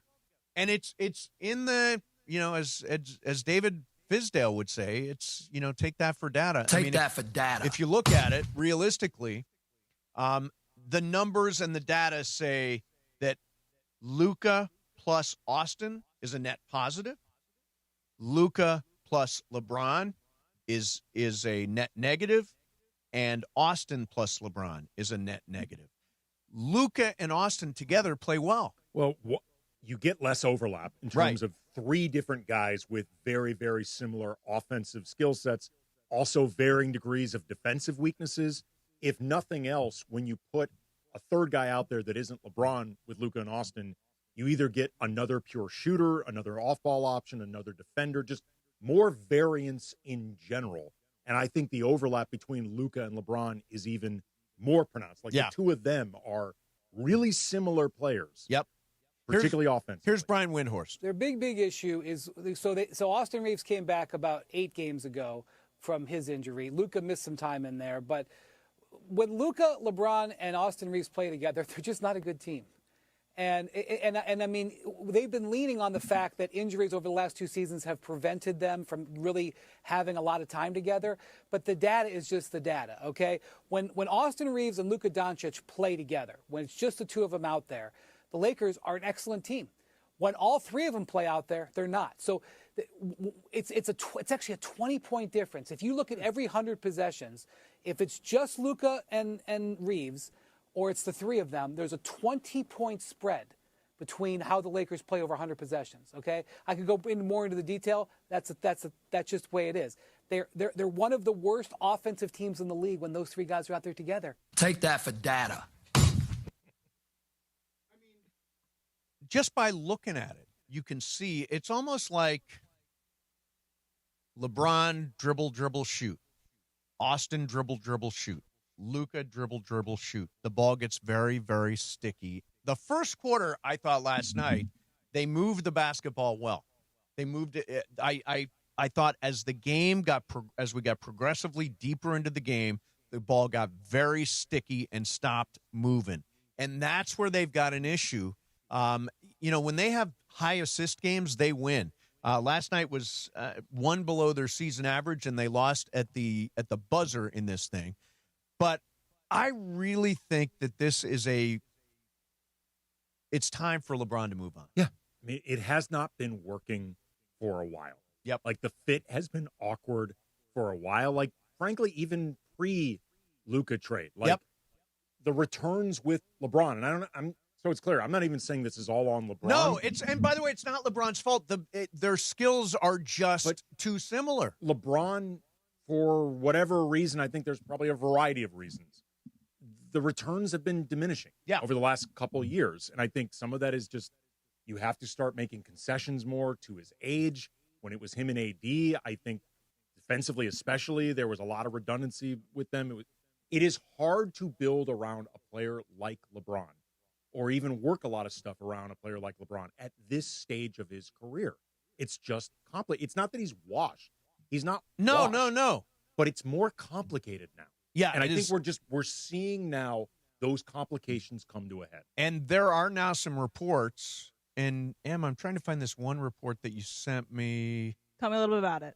It's the LeBron retiring. Okay, yeah. So it's Eric Pincus There you go. for the Bleacher Report said that there's increasing buzz that LeBron James will retire and pivot to ownership as the face of a Las Vegas expansion team, with Rich Paul potentially selling Clutch Sports to help finance their bid, per Eric Pincus. I think no way. Really? I think no way. I don't think LeBron is retiring without a retirement tour. Here's the problem, though, with the retirement tour from LeBron's perspective. That is really distracting for a team that's trying to win a championship. True. And by the way, Cleveland's playing really well. Right. But those guys are supposedly recruiting him, Donovan Mitchell and James Harden. But that doesn't mean they're recruiting because they want a retirement tour. They're recruiting because they think LeBron can help them win a championship. Yeah, see, that's why I don't want him here next year, Right. is because I'm afraid it's going to turn into a retirement tour, and that's not where we want to focus on. But also, we want to focus on winning a championship. At this stage of LeBron's career, it's very difficult to count on being available at all of these games to be celebrated on a farewell tour. Right. Think if he had announced his retirement heading into this season and there had been a farewell tour, he would have missed the first 14 games because of sciatica. It's true. Whether LeBron would want a farewell tour or not, I'm not sure he actually can plan one. Now, at this I stage. will say, pivoting to ownership, I think he will pivot to ownership. Yes. I just think he won't do He's it until already after said he he's has a gonna do retirement tour. He wants that Vegas franchise. Yeah, he's been very open about that. I also think too, like when Rich Paul first started doing that podcast with Max Kellerman, my immediate instinct was he's getting out of the agency biz. You can't be an agent and talk about everybody. Yeah, talking about like using your players' teams as content. Yep. You can't do that. Yeah. And there's talk that they might sell the whole agency. Yeah. They might sell Clutch. Wouldn't shock me in the slightest. All right. Hey, it's your chance to win with Live Nation. Call right now, 213-799-0139. Caller number 7 wins a pair of tickets to see Santana and the Doobie Brothers live at the Hollywood Bowl this August. Again, it's caller number 7, 213-799-0139. Don't miss your chance to see these legendary performers at one of LA's most iconic venues presented by Live Nation. Good luck. And coming up next, more Fast Track. Mason in Ireland. Andy in for John, 710 ESPN. It is Fast Track on Mason in Ireland on 710 ESPN, the all-new ESPN LA app, and always on YouTube at ESPN Los Angeles, driven by Cerritos Auto Square. It is time for Fast Track. Fast Track. Why do more people buy their car at Cerritos Auto Square than from any other location in Southern California? Easy. With 24 dealerships side by side, car shoppers can find the right car at the right price at the right location. Cerritos Auto Square. Learn more at CerritosAutoSquare.com. Time for Fast Track. More Fast Track next. Don't miss the countdown to kickoff. Presented by BMO, official bank of LAFC. Saturday at noon, LAFC co-president and general manager John Thornton joins the show. Plus a look ahead to LAFC's first MLS road test of 2026 in Houston versus the Dynamo. And what a night it was at the Coliseum last week versus Messi. It's Countdown to Kickoff presented by BMO. Join me Saturday at noon on 710 ESPN and the ESPN LA app. BMO presents Countdown to Kickoff, hosted by Mario Ruiz on ESPN LA. When pain keeps you from doing what you love, Hoag Orthopedic Institute gets you back to you. We are ranked number 18 in the nation and number 1 in Orange County for orthopedic and spine care by U.S. News and World Report. From the surf to the green, our world-class doctors are there, which is why more Californians choose Hoag Orthopedic Institute for orthopedic and spine care more than any other hospital. At Hoag Orthopedic Institute, there is no one better at getting you back to you. Proudly founded by premier physicians in partnership with Hoag. Learn more at HoagOrthopedicInstitute.com. In Los Angeles, greatness isn't an option. It's expected. From the skyhook of Kareem Abdul-Jabbar with a skyhook to the Showtime flair of Magic. Magic fires for 3. Got it at the buzzer! Magic hit a three-pointer! To the relentless fire of the Mamba. Bryant for the win! This is a franchise built on icons. And now the story continues with the power and vision of LeBron. Fall away 17-footer good again. LeBron has dialed back the clock. And the next generation talent of Luca. Luca, another three. Good again! Different eras, same standard. Championship expectations. Me, LeBron, and AR, I think we're the leaders of this group. From the legends of yesterday to the superstars of right now, Lakers basketball lives here on the ESPN LA Lakers Radio Network.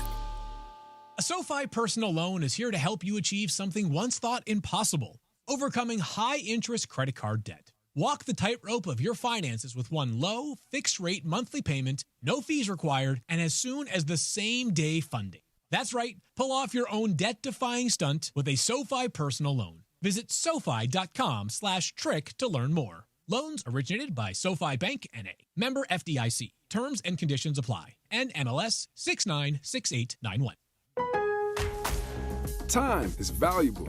That's why Lowe's Blueprint Takeoffs turn blueprints into quotes faster. Bring us your plans, and we'll generate itemized material lists to make quoting easier so you can get back to building. Plus, at the Lowe's Pro Desk, you get access to thousands of building materials not sold in store. And when your order's ready, we'll deliver everything to the job site. Improving is easy at Lowe's. Fast Track. And it is Fast Track on 710 ESPN. Mason and Ireland on the all-new ESPN LA app, 7:10 a.m. and always on YouTube at ESPN Los Angeles. Fast Track now back in the 2 p.m. hour on Mason and Ireland, driven by Cerritos Auto Square. Why do more people buy their car at Cerritos Auto Square than from any other location in Southern California? Easy. With 24 dealerships side by side, car shoppers can find the right car at the right price at the right location. Cerritos Auto Square. Learn more at CerritosAutoSquare.com. Once again, back to Fast Track and back to Mason and Ireland on 710.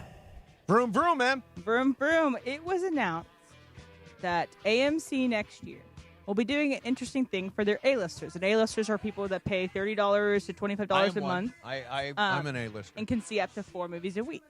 But there's a unique perk they're adding. It's that they will reserve the quote-unquote best seats for A-list and premiere members later this year. So I think best seats is very subjective. Yeah, what does that even mean? What are the best seats? I don't know if they will name it, but I have 2 questions for you. Okay. One I know we've talked about before, Yep. and that is, what is the best seat in theater? Everybody can answer what I ask you. Second question is, if somebody is in your assigned seat, what do you do about it? Okay, I've been in this spot. All right, so Mace, answer first. Okay, so recliner about halfway down the theater, right aisle. That's where the best seat is for me. I did have this situation where I went in during trailers and went to my seat, and there were people there. And so I go back to the management, and I say, there's somebody in my seat, and they come up and they say, they've actually got tickets to the wrong show, and they're in my seat. And by that time, I was seeing something I really wanted to see. I said, screw it. I'm just, let them sit there. I'm going to see another showing because I didn't want to ruin my experience by shuffling around at the beginning. But so I just let them have the seats. All right, that was Andy? my strategy. For me, it is maybe 3 or 4 rows from the back, right side, second seat over from the last. So basically, I'm the second seat in next to the aisle. Okay. Right side, maybe 3 or 4 rows from the back. That's perfect. Yeah, your ideal seat is very close to mine. And what Okay, about and then you? what would you do if somebody's in your seat? Yeah. If somebody was in my seat, it depends on how many other seats are It's like a packed mine. theater. It's full. Packed theater, they got to get up, man. Halfway full. Halfway full. If there's enough similar to mine, I'll just sit down. It's not that big of a deal. Em, have you had that situation? I will always tell someone to move. I am very specific about the seats that I pick. And I'm sorry, if This you don't want to tracks. follow the rules and live in a society Yeah, if you want to and live just in a sit society. willy-nilly, then you're free to sit in my seat. Whatever. Willy-nilly. I'm just saying, we have assigned seats for a reason. I also That's think like a word Travis would use, a phrase, willy-nilly. Yes, and I also am I get annoyed by people who don't Also know Travis. where their seats are when they walk into the theater and they're like on their phone, like, oh, do we sit here? Do we sit there? And they're loud during at least the beginning of the movie. And you're like, it's not that hard to check before you enter the theater and say, oh, I'm P3. And they'll go to P3. So I would definitely approach somebody and tell them to move. It's my seat. And then I like very last row all the way to the left. I like to be on an end if I can. And because I like to only say I'll sit next to one person max. To the It's a full left. theater. That's interesting. I like left. Okay, to the left. Brian, what about you? What's the perfect seat? Recently, I've kind of fallen in love with the the ADA seats. Not necessarily those. You're sitting in the ADA not seats? those ones. Oh They my have God. the, like a company one. You fallen in love with some, you have like a blue placard when you're sitting there? No. That row, there's The one in the beginning. Oh, yeah. the one with the bar that you can kick your legs up on? No, in front of them. So like they're. Oh, they, yeah, no. No. Hear me out. Mason. So not all of those are for Yeah. ADA. There's a few regular seats there that you don't need to buy one of those. Right, but you realize those seats Not are... all of them are companion seats. I thought Right. those seats were for people who have somebody with a disability so they can sit next to them. That's what I thought too. There are some of them where you have to buy that seat, so they're like that. But I only do it if it's let's say an hour or two before showtime, and that row's completely empty. So you want a wide yeah. open in front of you. Yes. See, it I is like nice. to have a bar I can put my feet up on. You know that row? Yeah, that row. I'm not the biggest fan of that row. Yeah. Well, you like a ledge in general, whether you're talking about putting your feet up or in the can for your drink. Oh, absolutely. You're big on a ledge. My seats at SoFi, I'm in like a section where I can put my feet up as I'm watching the game. It's ideal. And are you guys on the end? On the end, aisle That's nice. seat, front row of the section. Now it feels like I'm bragging. Oh, they're good seats. I sat there right, for you sat- Chargers Rams preseason. Yeah, they're good seats. They're nice. They're good seats. All right. Fast track. BC? All right, so me and my buddies have been talking. One of my friends has been on a roll in Prize Picks for Nice. spring training baseball. Really? And he apparently says the Kind one of thing. degenerate are you hanging out with? That's what I'm talking Well, about. I love playing Prize Picks. I didn't know you could play. One of his favorite things here, spring training, is the first inning runs allowed. So he's been doing every day, start of the day, picking about 6 games, first inning runs allowed. I think it's 3 days in a row that he has hit. Really? But he's starting to think, hey, it doesn't really feel right that I'm actually betting on spring training games. Oh, I don't believe that. Should that be allowed? Of course. I've heard that that great bettors who want to win money succeed betting on preseason NFL games. Interesting. Okay. Because some coaches really, really want to win those games, and some coaches completely punt them. And if you know that, you can make a bet against the spread. Now, go ahead. No, I was going to say, but Prize Picks, I didn't realize we were doing spring training because now I've got another thing to study up on. Spring training, Prize Picks. I like it. Well, I assume, too, that this friend of yours who's doing Prize Picks spring training baseball is just a pretty big wagerer in general. Yes, fair to say. Like, yeah. This feels like a pretty good practice run. Like sort of like a low-stakes practice run for when you get ready for the real season. Like you're just sort of you're exercising those muscles again. Yeah, MLB preseason. I did not realize you could bet on preseason. Yeah, you get some pretty fun odds too on there. I know Garrett Crochet was pitching today for the Red Sox. I think it's at 2 strikeouts. Yeah, probably will only pitch 1 inning, but But yeah, I like it. When in doubt, assume you can bet on it. Just in no general. Weston, you can bet on When in doubt. Between Prize Picks and all the other services and Kalshi and Polymark and all, you can bet on anything. Like anything now. Yeah. You can bet on politics. You can bet on anything. Will Mason extend sports graffiti more times this week? Right. And see, I can manipulate. Yes.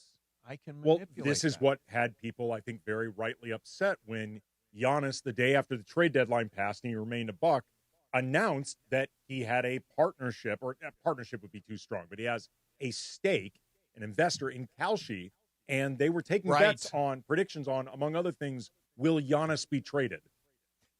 On the site that he owns a piece of, yeah. Right. I mean, it's a small piece, but nonetheless, the conflict of interest potential is there and it's real. See, I use the betting markets to say, okay, to get a sense of what's going to happen. Like, for example, MVP right now on Kalshi goes Shea, Jokic, Cade Cunningham, Jaylen Brown, and Luca. Right. That's what the betting market says. And I think that feels about right. It feels about right. So if Shea and Jokic don't make their 65 games, it opens things up for Cade Cunningham and Jaylen Brown. But for the time being, I think there's more confidence that SGA will hit the 65 than Jokic. Yes. So that's going to make him a front runner right now. Yeah. All right, coming up next for you, whining. How much whining is there in the NBA, and is there any way to put a stop to it, and does whining affect winning? I guess you know who I'm talking about. We'll do it next. Mason and Ireland, 710 ESPN. How are you? It's Dr. Robert Clapper. Guess what? The Weekend Warriors Show is back Saturday morning at 7 a.m. on ESPN LA, thanks to Cedars-Sinai. Cedars-Sinai is a global leader in orthopedics, offering a range of solutions in all orthopedic subspecialties to get you back to doing the things you love. Don't miss the Weekend Warriors Show with me, Dr. Clapper, Saturday mornings at 7 a.m. on 710 ESPN and the all-new ESPN LA app. Make sure to tune in to DeMarco and Travis all week for your chance to win a pair of tickets to see Pechanga Resort Casino's annual wine festival and chocolate decadence on Saturday, March 7th. When you hear the cue to call, get ready to sweet talk your way into a night of chocolate and wine. Visit pechanga.com for tickets and details. Cheers. Bowling, bowling, bowling, everybody's bowling.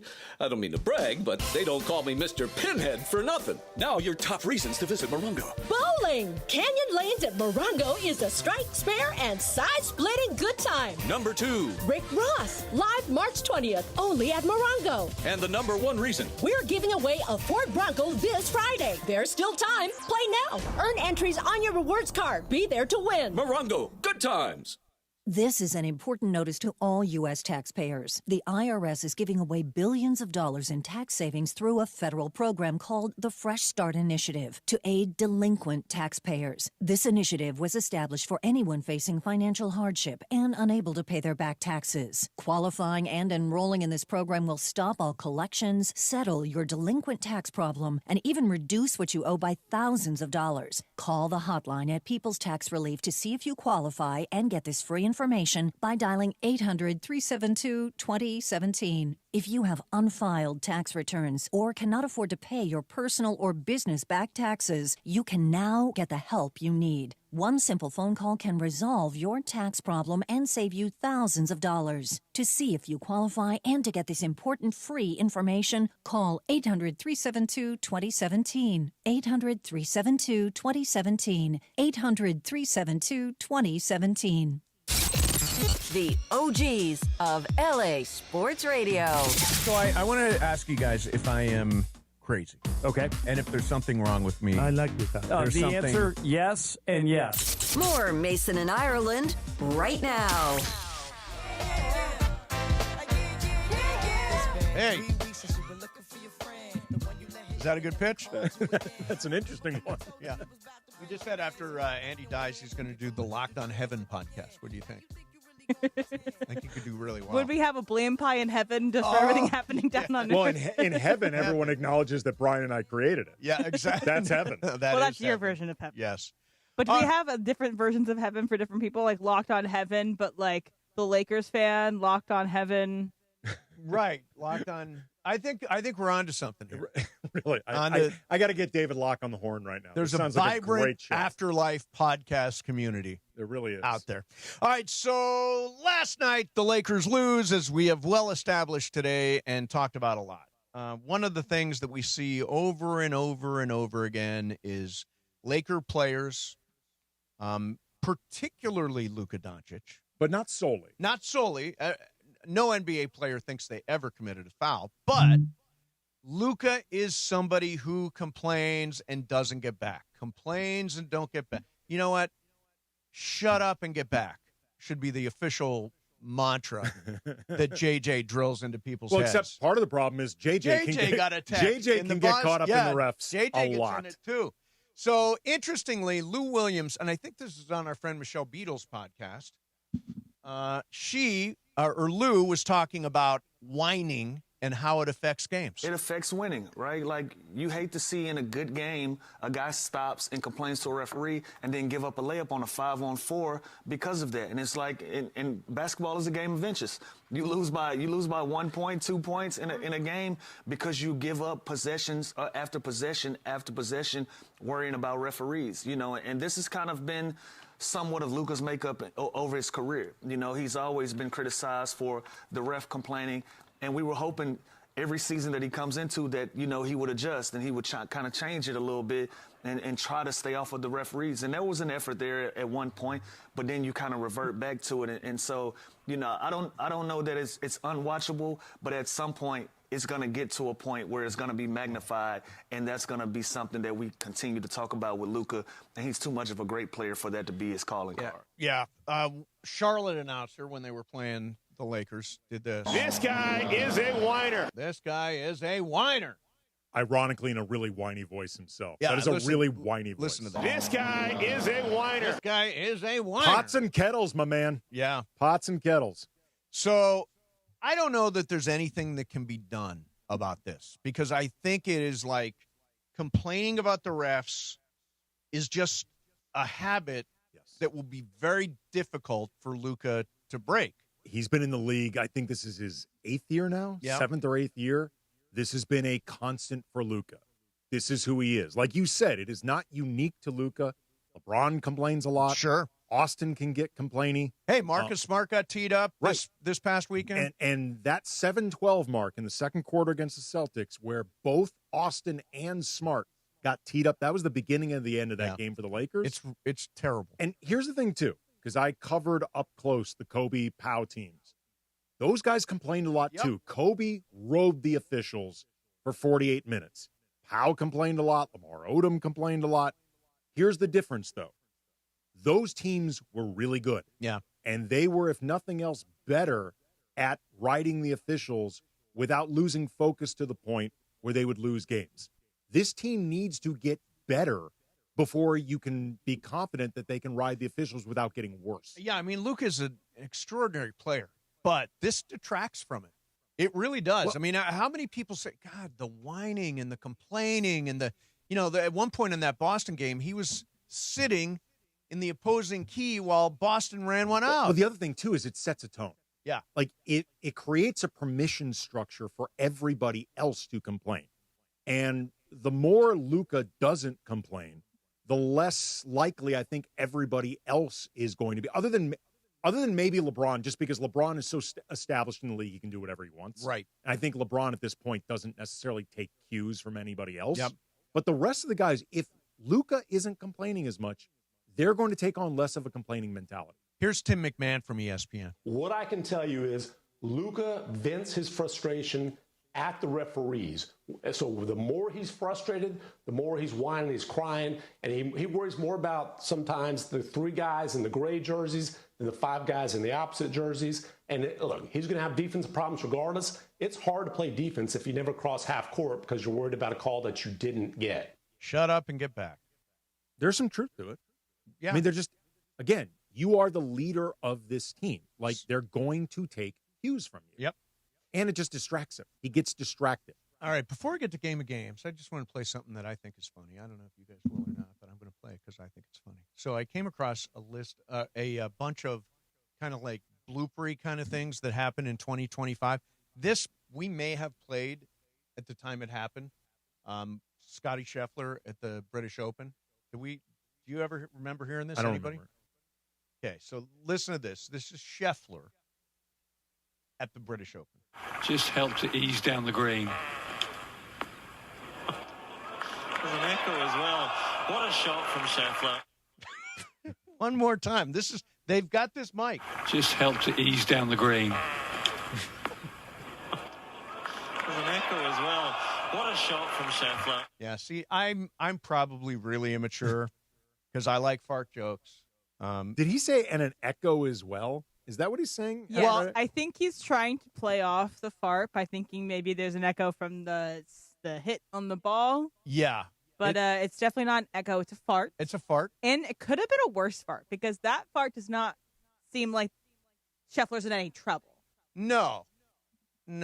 What do you mean any trouble? Oh, I see what you're saying. Yeah. Yeah. No. Like that's not a fart that leads to trouble. No need to That's switch into just the emergency pants. It's letting is what go you're saying. of Cappy some style. gas. Yeah. Problems. Underpants. Underpants It's like he likes to say. Just help to ease down the green. Oh. Excuse me. I'm surprised that doesn't happen more often, honestly. Well, there might. And they're expending a lot of energy. They are. Yeah. And that means everywhere is expending a lot of energy. Yes, it is. All right. I thought that was funny. Maybe it's just me. Maybe it's just me.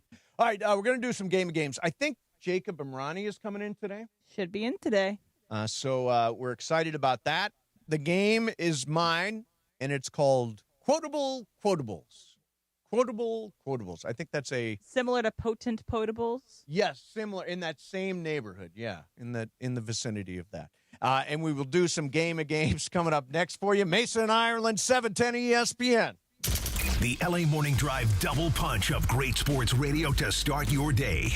Unsportsmanlike with Evan, Canty, and Michelle, 3 to 7 a.m. The Lakers are in the no man's land category, and thus there is no point to this season. Followed by LA's only local sports morning show, the all-new Sedano and Cap morning show at 7 a.m. Well, we've only been in morning since September of last year. It goes to show you how much better we are than everybody else. Weekday mornings on ESPN LA. How about that? So by next year, skyrocket to the top of the charts, baby.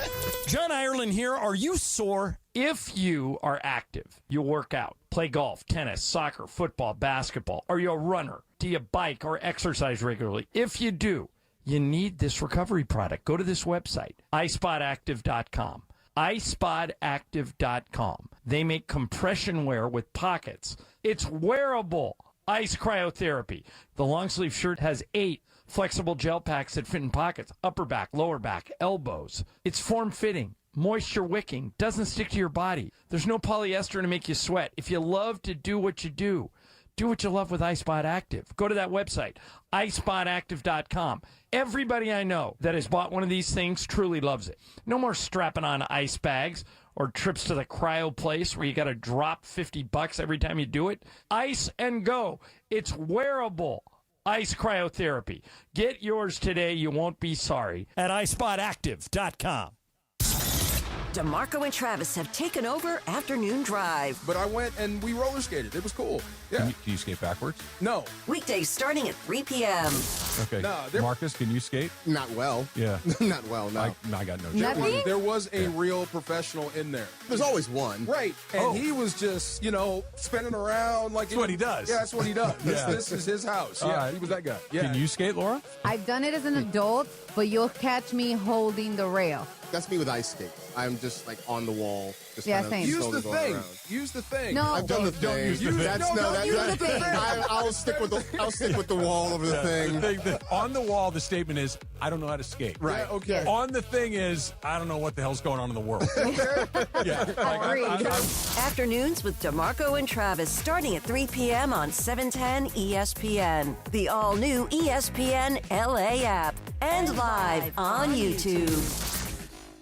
Texting enrolls you into recurring automated text messages. Consent not required to purchase. Message and data rates may apply. It's crazy to see how much everyone's changed at these reunions. Did you see Brian? He's in better shape than he was 25 years ago. How is that even possible? Yes. He told Tim he started taking Nugenix Total T2. The testosterone booster? Yeah, but he said it's way more than that. It also skyrockets nitric oxide in as little as 3 hours. Tim started taking it right away, and trust me, I've already noticed results. Wow. I might just have to go catch up with Brian. After 40, energy, strength, drive, it all starts going downhill. Feel like your old self again with Total T2. Stronger, leaner, and more energized. Just text ORDER to 369-369 for your complimentary bottle of new Nugenix Total T2, the next generation testosterone and nitric oxide booster. Text now and you'll also get a free bottle of Nugenix Thermo X, our most powerful fat incinerator. That's ORDER to 369-369.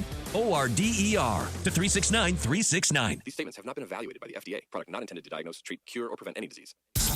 Purple and gold-blooded. The Lake Show play here.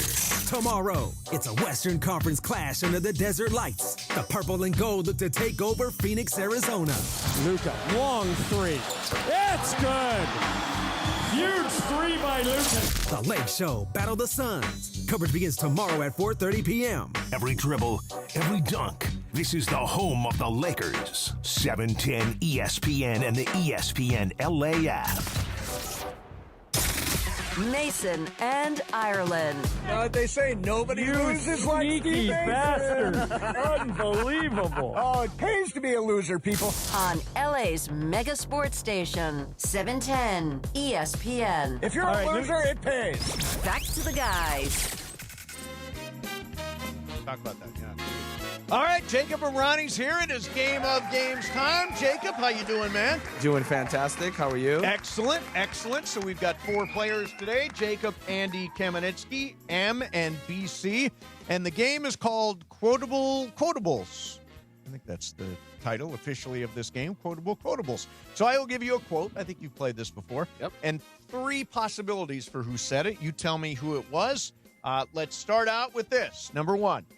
Get your facts first, then you can distort them as you please. Was that Steve Jobs, President Lyndon B. Johnson, or Mark Twain, Jacob? Let's go with Lyndon B. Johnson. Lyndon B. Johnson. Andy? Mark Twain. Mark Twain. M? Twain. Twain. BC? The president.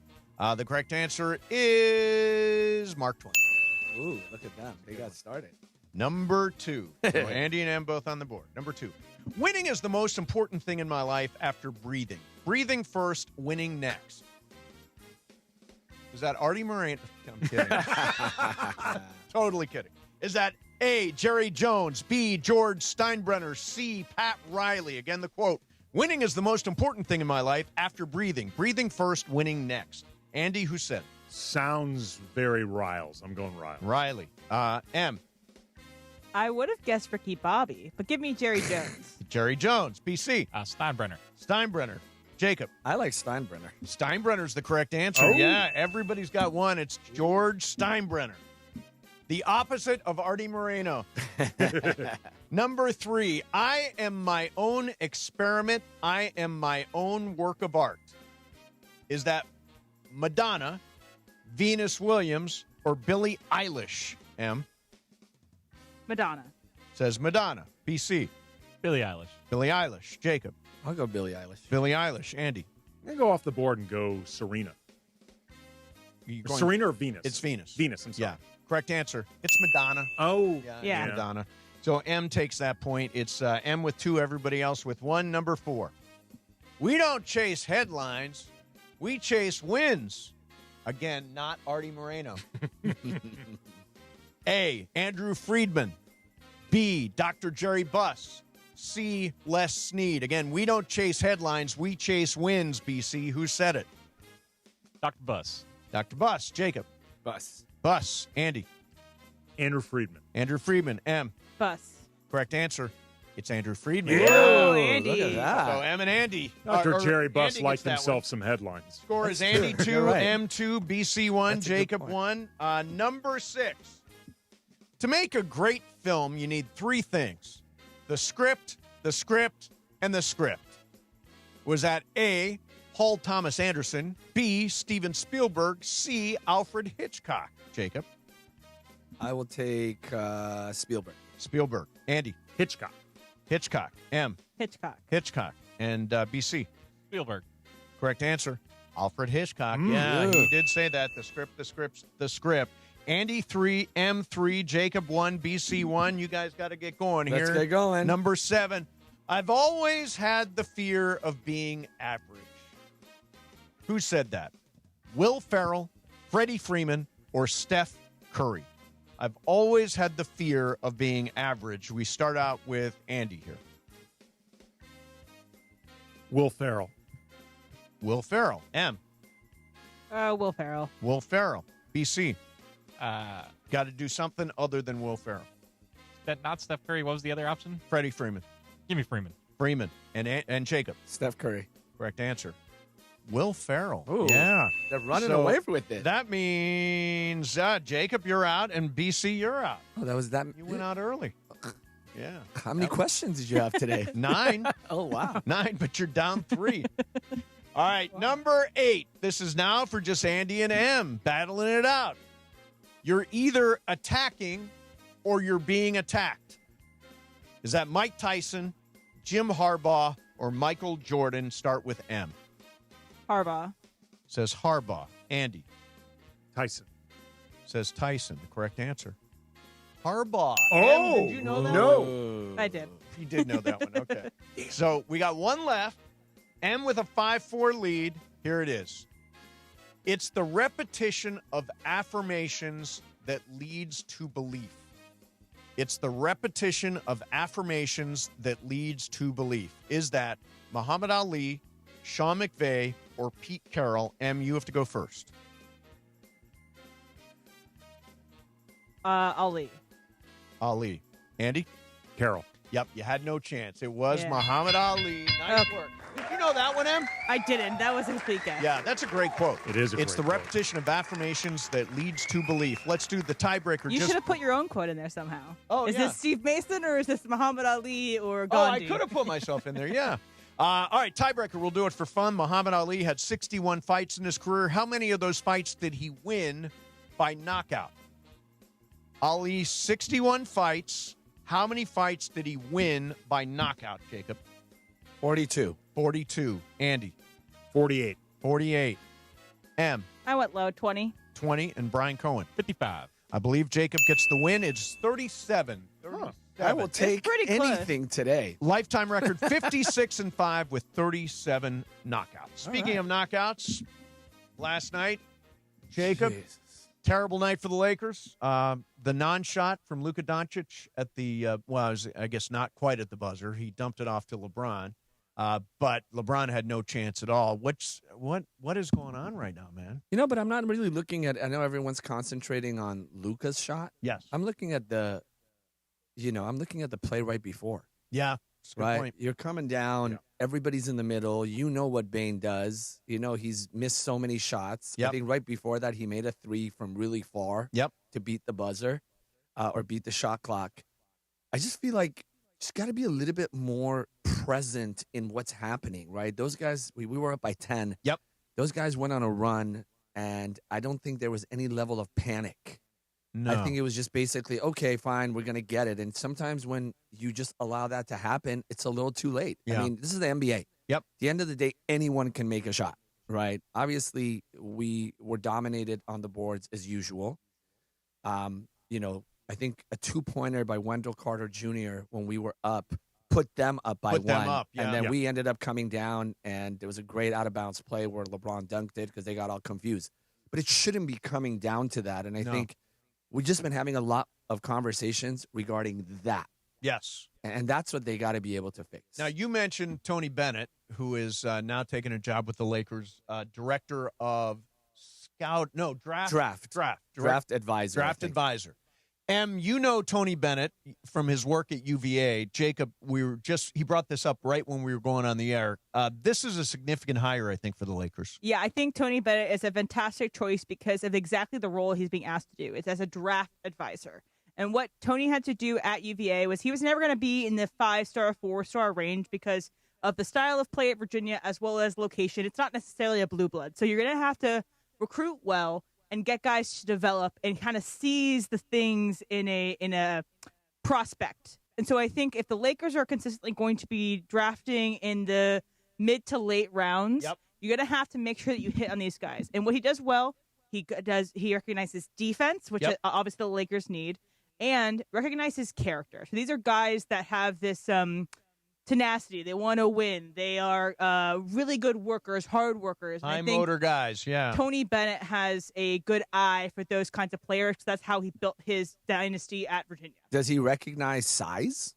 Yeah. Because that's something I think that we continue to not have, and we keep getting out-rebounded. He's had good big men. He's also had good, 3-and-D guys. The guys that he has coached that has gone to the NBA, Klay Thompson. Mm-hmm. He recognized Klay Thompson at Washington State. By the way, when nobody else would take Klay. Malcolm Brogdon, Trey Murphy, Sam Hauser. These are guys that played in they're role players. DeAndre I Hunter, think he's correct? DeAndre Hunter Hunter's as well. another one. High level role players that can make a difference on a championship team in the NBA. And also, to be honest, I think those are not the strengths in terms of Rob Pelinka identifying players. Yeah. Like those are the type of players that I think Rob has been very spotty in terms of adding to the team. Somebody that can find the next Alex Caruso, the next Austin Or Reeves. that values that as much. Like, I think Right. Rob tends to value either stars or ball handling scorers. Right. And those guys do matter, but there's other types of players that matter.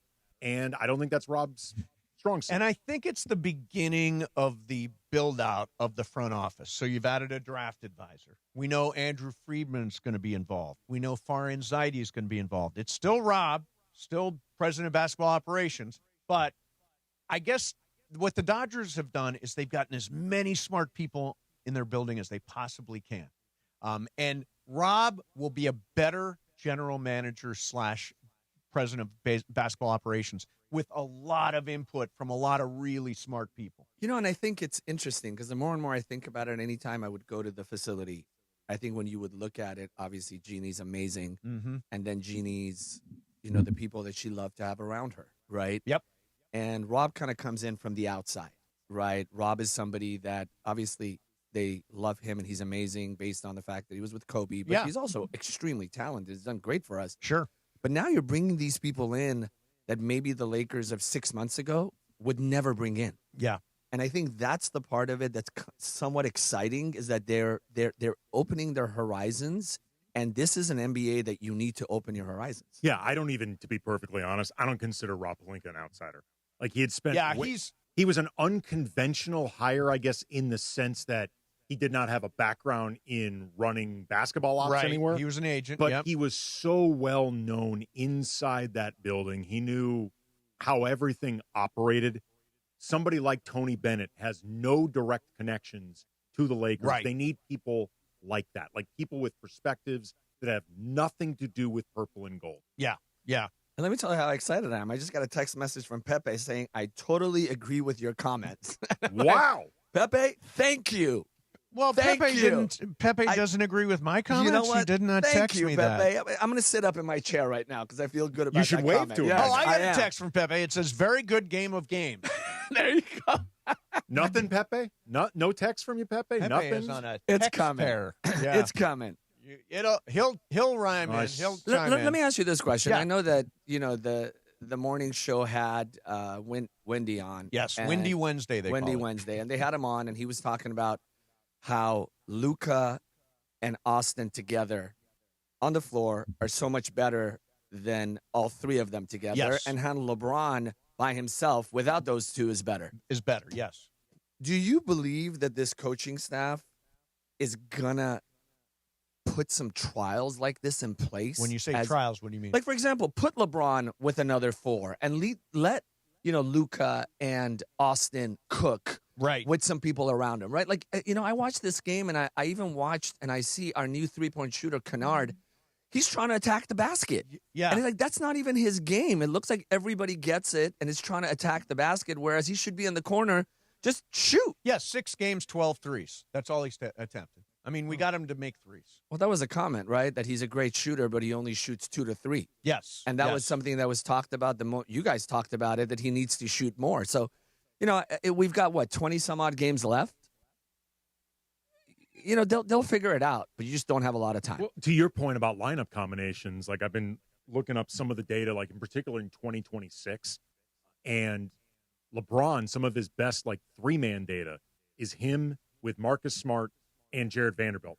Now, it is difficult to find two players on the roster more different than Austin Reeves and Luka Dončić than Marcus Smart and Jared Vanderbilt. And I think part of it is LeBron gets to do all of his things, like as a playmaker, as a primary scorer, as the guy in charge, and then you put athleticism and defense and energy around him. That's a better fit. Yeah. That's good data. Take that for data. And I think, you look at it, it's like having three people who were lead singers. Yep. Right? It is. And, now you want all three of them to sing together. Yep. And it just it takes a little bit to get there. It's interesting you say that. So think about it. Everybody gets a solo.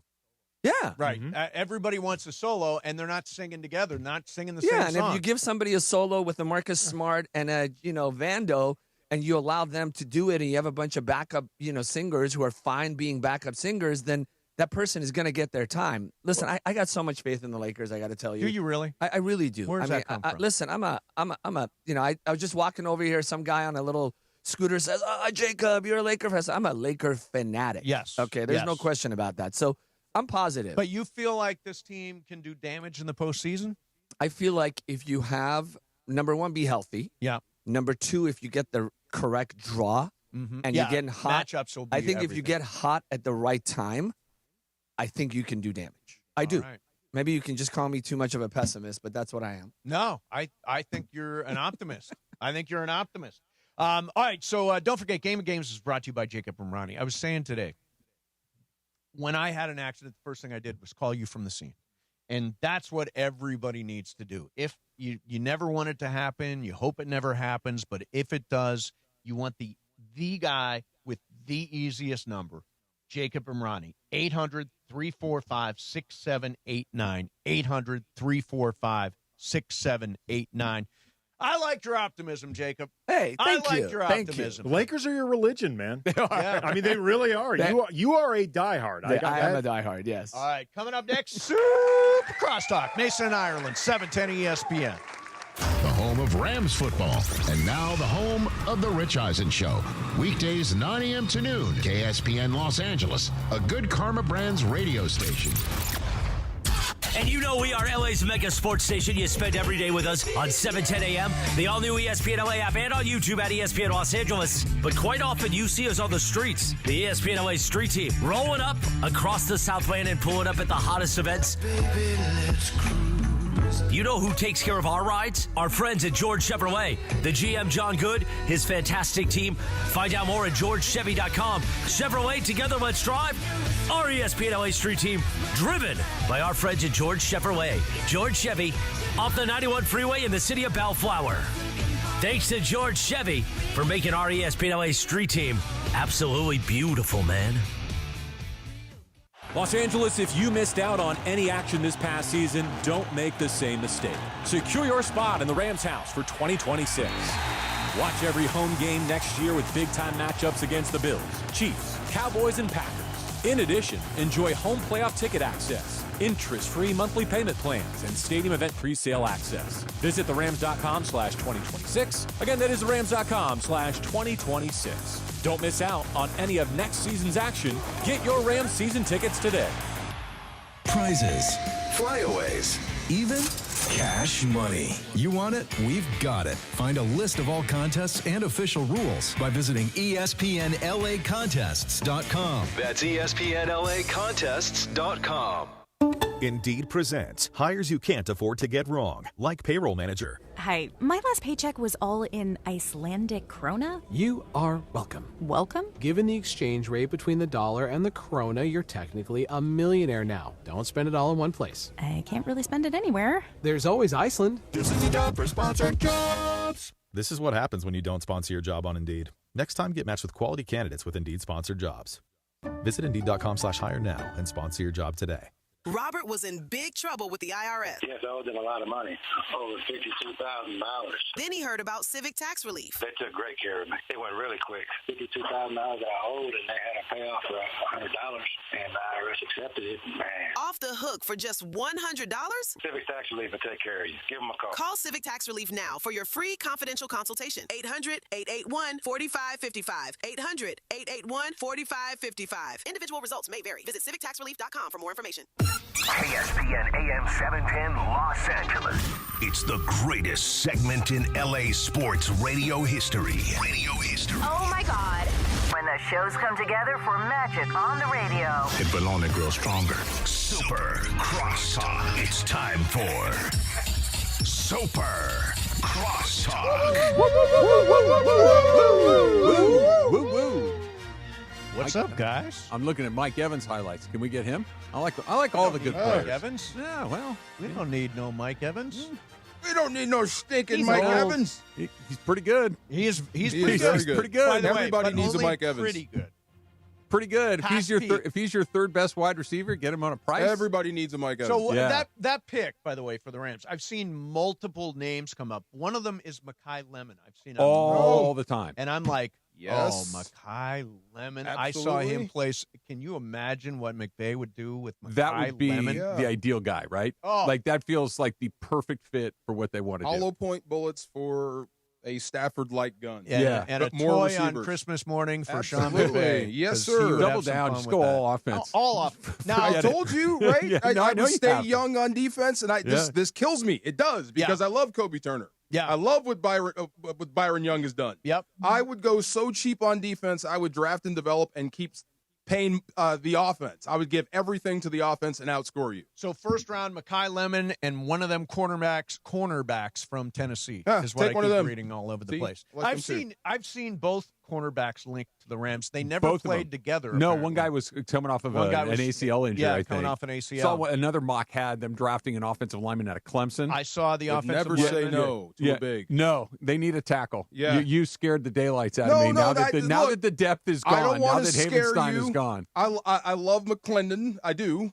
He was very serviceable. He was very healthy. Yep. That's why he was in there and Rob wasn't. But I would definitely stock that cabinet with another one, because after that you got Arcuri, maybe. Yeah. Yeah. AJ Arcuri, right? AJ Arcuri. You need some depth there. So I would never say no to a tackle. So we had a conversation today. Brandon Aubrey is, I think, And the Questenberry. best kicker in the league. Oh, yeah. Kick him from anywhere on the field. And apparently the Cowboys have offered him $6.5 million, Which is the most. That would make him the highest paid Right. kicker in the league. He's holding out for 10. He wants Good luck. $10 million. Yeah, I think you'd be crazy. Do you think that the Rams would be crazy to I spend think anybody $10 would million be crazy on, to spend $10 million on a kicker. even though the guy can do 65 yards? Yes. You know how many times he actually steps on the field? Probably 8 times. As many times as Tutu Atwell. Well, definitely. Oh, yes. No arguing that. Oh, No arguing that. That's true. It's not And untrue. they give him $10 million. If you could just swap that guy for that guy, that's a huge win. Or Why not give I him wouldn't Tutu have given Atwell's money? to the 10 mil. I'm not. I agree. Yeah. I wouldn't have given That was a whole Tutu different the deal. 10 mil either. But if we're just saying that, obviously that didn't sink the boat. Yeah. Right. They were able. But now all of a sudden, if that 10 million is going to a guy, to your point, that can kick 65-yard field goals, You guys are in love regularly. with the distance. Yeah. Well, no, I'm I'm in love with the points. Yeah. I'm in love with the scoring. I'd rather score touchdowns. And I'm with But you. when did this Yeah. drives me crazy? Yeah. Not you, but just the idea of yes, we'd all rather score touchdowns. 3 is more than 0. We've gone to this point where it's Right. like, well, 6 is better than 3. Yes, it is. No, but I mean 3 is better right. than none. But $10 million for a place kicker who doesn't do anything but kick field goals. Yeah, I mean, God bless you if you can afford a $10 million kicker. Really, God bless you. That was like the first $1 million punter. Yeah, Like, really, you can do that. Good for you. That was the Giants. Do you They think could he's- actually do that. You think he's overpaid at $6.5 million? No, I think that's about right. What is the highest paid guy? I think it's $6.4 million. But It's- Butker he is the become- highest now. Yeah, Whatever Butker's the highest. Whatever the highest is, I would definitely give him a bonus. Like, you are the best kicker. You've got the cannon. But 10 mil? Are you out of your mind? Are you And crazy? We live in a world where the thicker kicker missed one kick. Yeah. And most of the The problems one he this missed, year- by the way, would have given them the NFC Championship game at home. Just Why you got to bring that up? because that's what Bringing happened. up old stuff. Hey, let's talk about Luca. Yeah. Take the shot. Because that's what happened. Yeah. Yeah. That is what happened. Right. I mean, look, he only did miss one, but Right. it was the one that up until the one that in Carolina was the one that had all the pressure. I'm pretty confident though in me. I am too. I think he's a good kid. I don't consider him a problem at the very No, I don't either. AK, of all the guys they've run through, you can tell which guy is going to be the kicker, and he's assumed that role. Yeah. Like he is not afraid of the moment. He knows exactly who he is. I told Travis this. I was trying to ask him, like, when did you become a place kicker? Right. And you know what I'm trying to ask you because Yeah. you're huge. Like, how did you get to place kicker? What position did you play first? And he wouldn't bite. Well, I played soccer. Yeah. I was a goalie. I kicked the ball really far, so they said I should try this football It's thing, and it worked interesting- out. It's interesting too, and this can actually seg to Luca and the shot that he didn't take, and like the one kick Mevis missed. Stand back. Andy's doing a segue. Go Big ahead, kick. Andy. Big kick. Yeah. But we always relate that to like pressure or was too much. Sometimes you just miss a kick. Sure. Like occasionally you Snap just was bad, hold was snap is bad. or Hold is just bad. you're- Operations See, bad. that's the That other would thing never with the happen other to us. kicker, Carty. It wasn't all him. The long snapper got replaced. just, that you know, whole battery stunk. your foot happens to go on the Yeah. ball a little bit off. Like sometimes it's just a mechanical. You missed a kick. I'm willing to accept that. Sure. Yeah. That does not sound far fetched because Especially he when did. we had multiple blocked field goals. this Yeah, year. yeah. No, that could have just been simply a kick that didn't go in. operation, Fine, yeah. fine, but That is it was the a pretty sickest big kick. sound in the world. Is The a double thud. thump. The old double thud. It is. Something bad Yeah. just happened, and it's right behind you. Yeah. So, what did you think of the non-shot?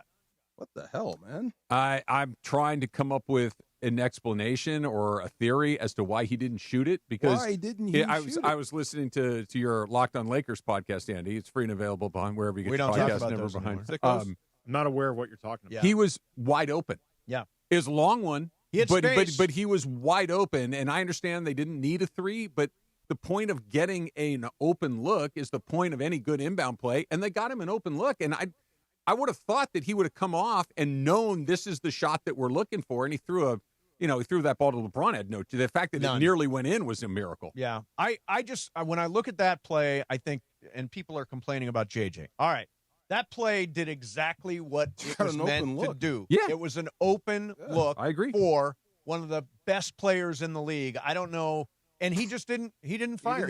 I don't know if he surprised me like Wemby. Wemby does stuff I've never seen before. I never thought Luka would ever pass up an open shot. Now I thought that was just beyond him. Andy has pointed out he had a horrendous shooting night, and that might have been in his but head. guys like that don't care. They keep shooting. Yeah, but here's the thing, though. Superstar. Luka's a superstar. He's not lacking for confidence. Kobe never lacked for confidence. Game 7 against Boston, the moment was too big for Kobe in the sense that he's admitted he kind of wigged out. Mm-hmm. Like he found other ways to contribute. He played great defense, grabbed 15 rebounds, but his shot selection was all over the place. And he admitted afterwards, like he wanted the moment so badly, it overwhelmed him. I think in this game, he's for human. Like a second, I think Luka's doubt crept in for like 1 second. Obviously. And when you only have LeBron. like 5, that 1 second is the difference between the play going off and not. Maybe JJ didn't communicate the entire play, and he got caught betwixt and between. I don't know. I mean, I've never seen Luka like freeze like that. I mean, before. he's taken way longer and frankly more irresponsible threes than that one. And far less open. Right. Yeah, I guess if he froze, he froze. I mean, but, it definitely that's a very unsatisfying solution to the answer to the question. Well, I mean, when does it happen again, right? He said it's on me. He took accountability he for didn't it. duck and all it. that. He owned it. Is it but a was one-time thing or something? Like, I did not think, to your point, AK, that Luka, to me, feels like the guy that I don't care if I miss 25 in a row. I'm taking 26. And look, typically, that is Luka. Yeah. I mean, like, how many times we've watched a lot of Luka over the last years. How many times has he ever hesitated to put up a shot? Never. One, counting last night. Right. Yeah. So, I mean, if that's the pattern, like every 1,000 shots he puts up, there's going to be one hesitation, I think we're okay. Yeah. Like, I don't want to make this into a bigger deal than it was. By the way, I just don't know why he didn't shoot. Everybody is burying Luka today. And I'm like, he had a bad night and a bad moment. He's still Luka Dončić. Well, it's worthy of being dunked on. Of course. Yeah, not Of course. taking a shot, freezing in that situation. You should get banged on a little bit. It's okay. It doesn't mean we hate him. It's all of it. I'm not changing my tune globally on Luka. He had a bad night, to your point, Mace. But it was an odd moment in a game that they should have won, on a night where they should have made some free throws, on a night where their offense, and I know and Luka was missing free throws. Luka missed, 5 or 6 free throws? 5, yeah.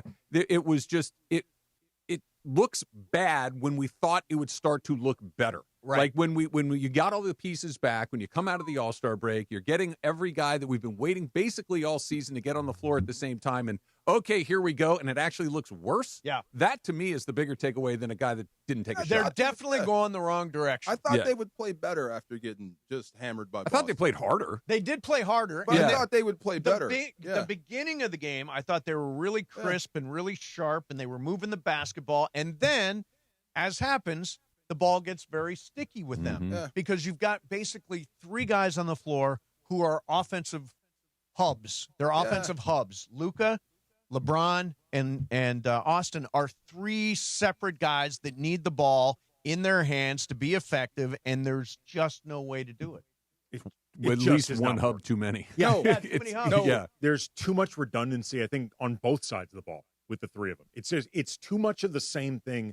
Not enough variance with everything else. You think JJ's a good coach, right? Smart guy, knows basketball. Yeah, I think he still has a lot to learn, but I think the foundation's there, But no real coach has total control of a basketball team in the NBA, right? Yeah. No, it's not unless you've been there a long time. I wonder what he would do if he was allowed to do what he wanted. Right. I mean, it's a players' league.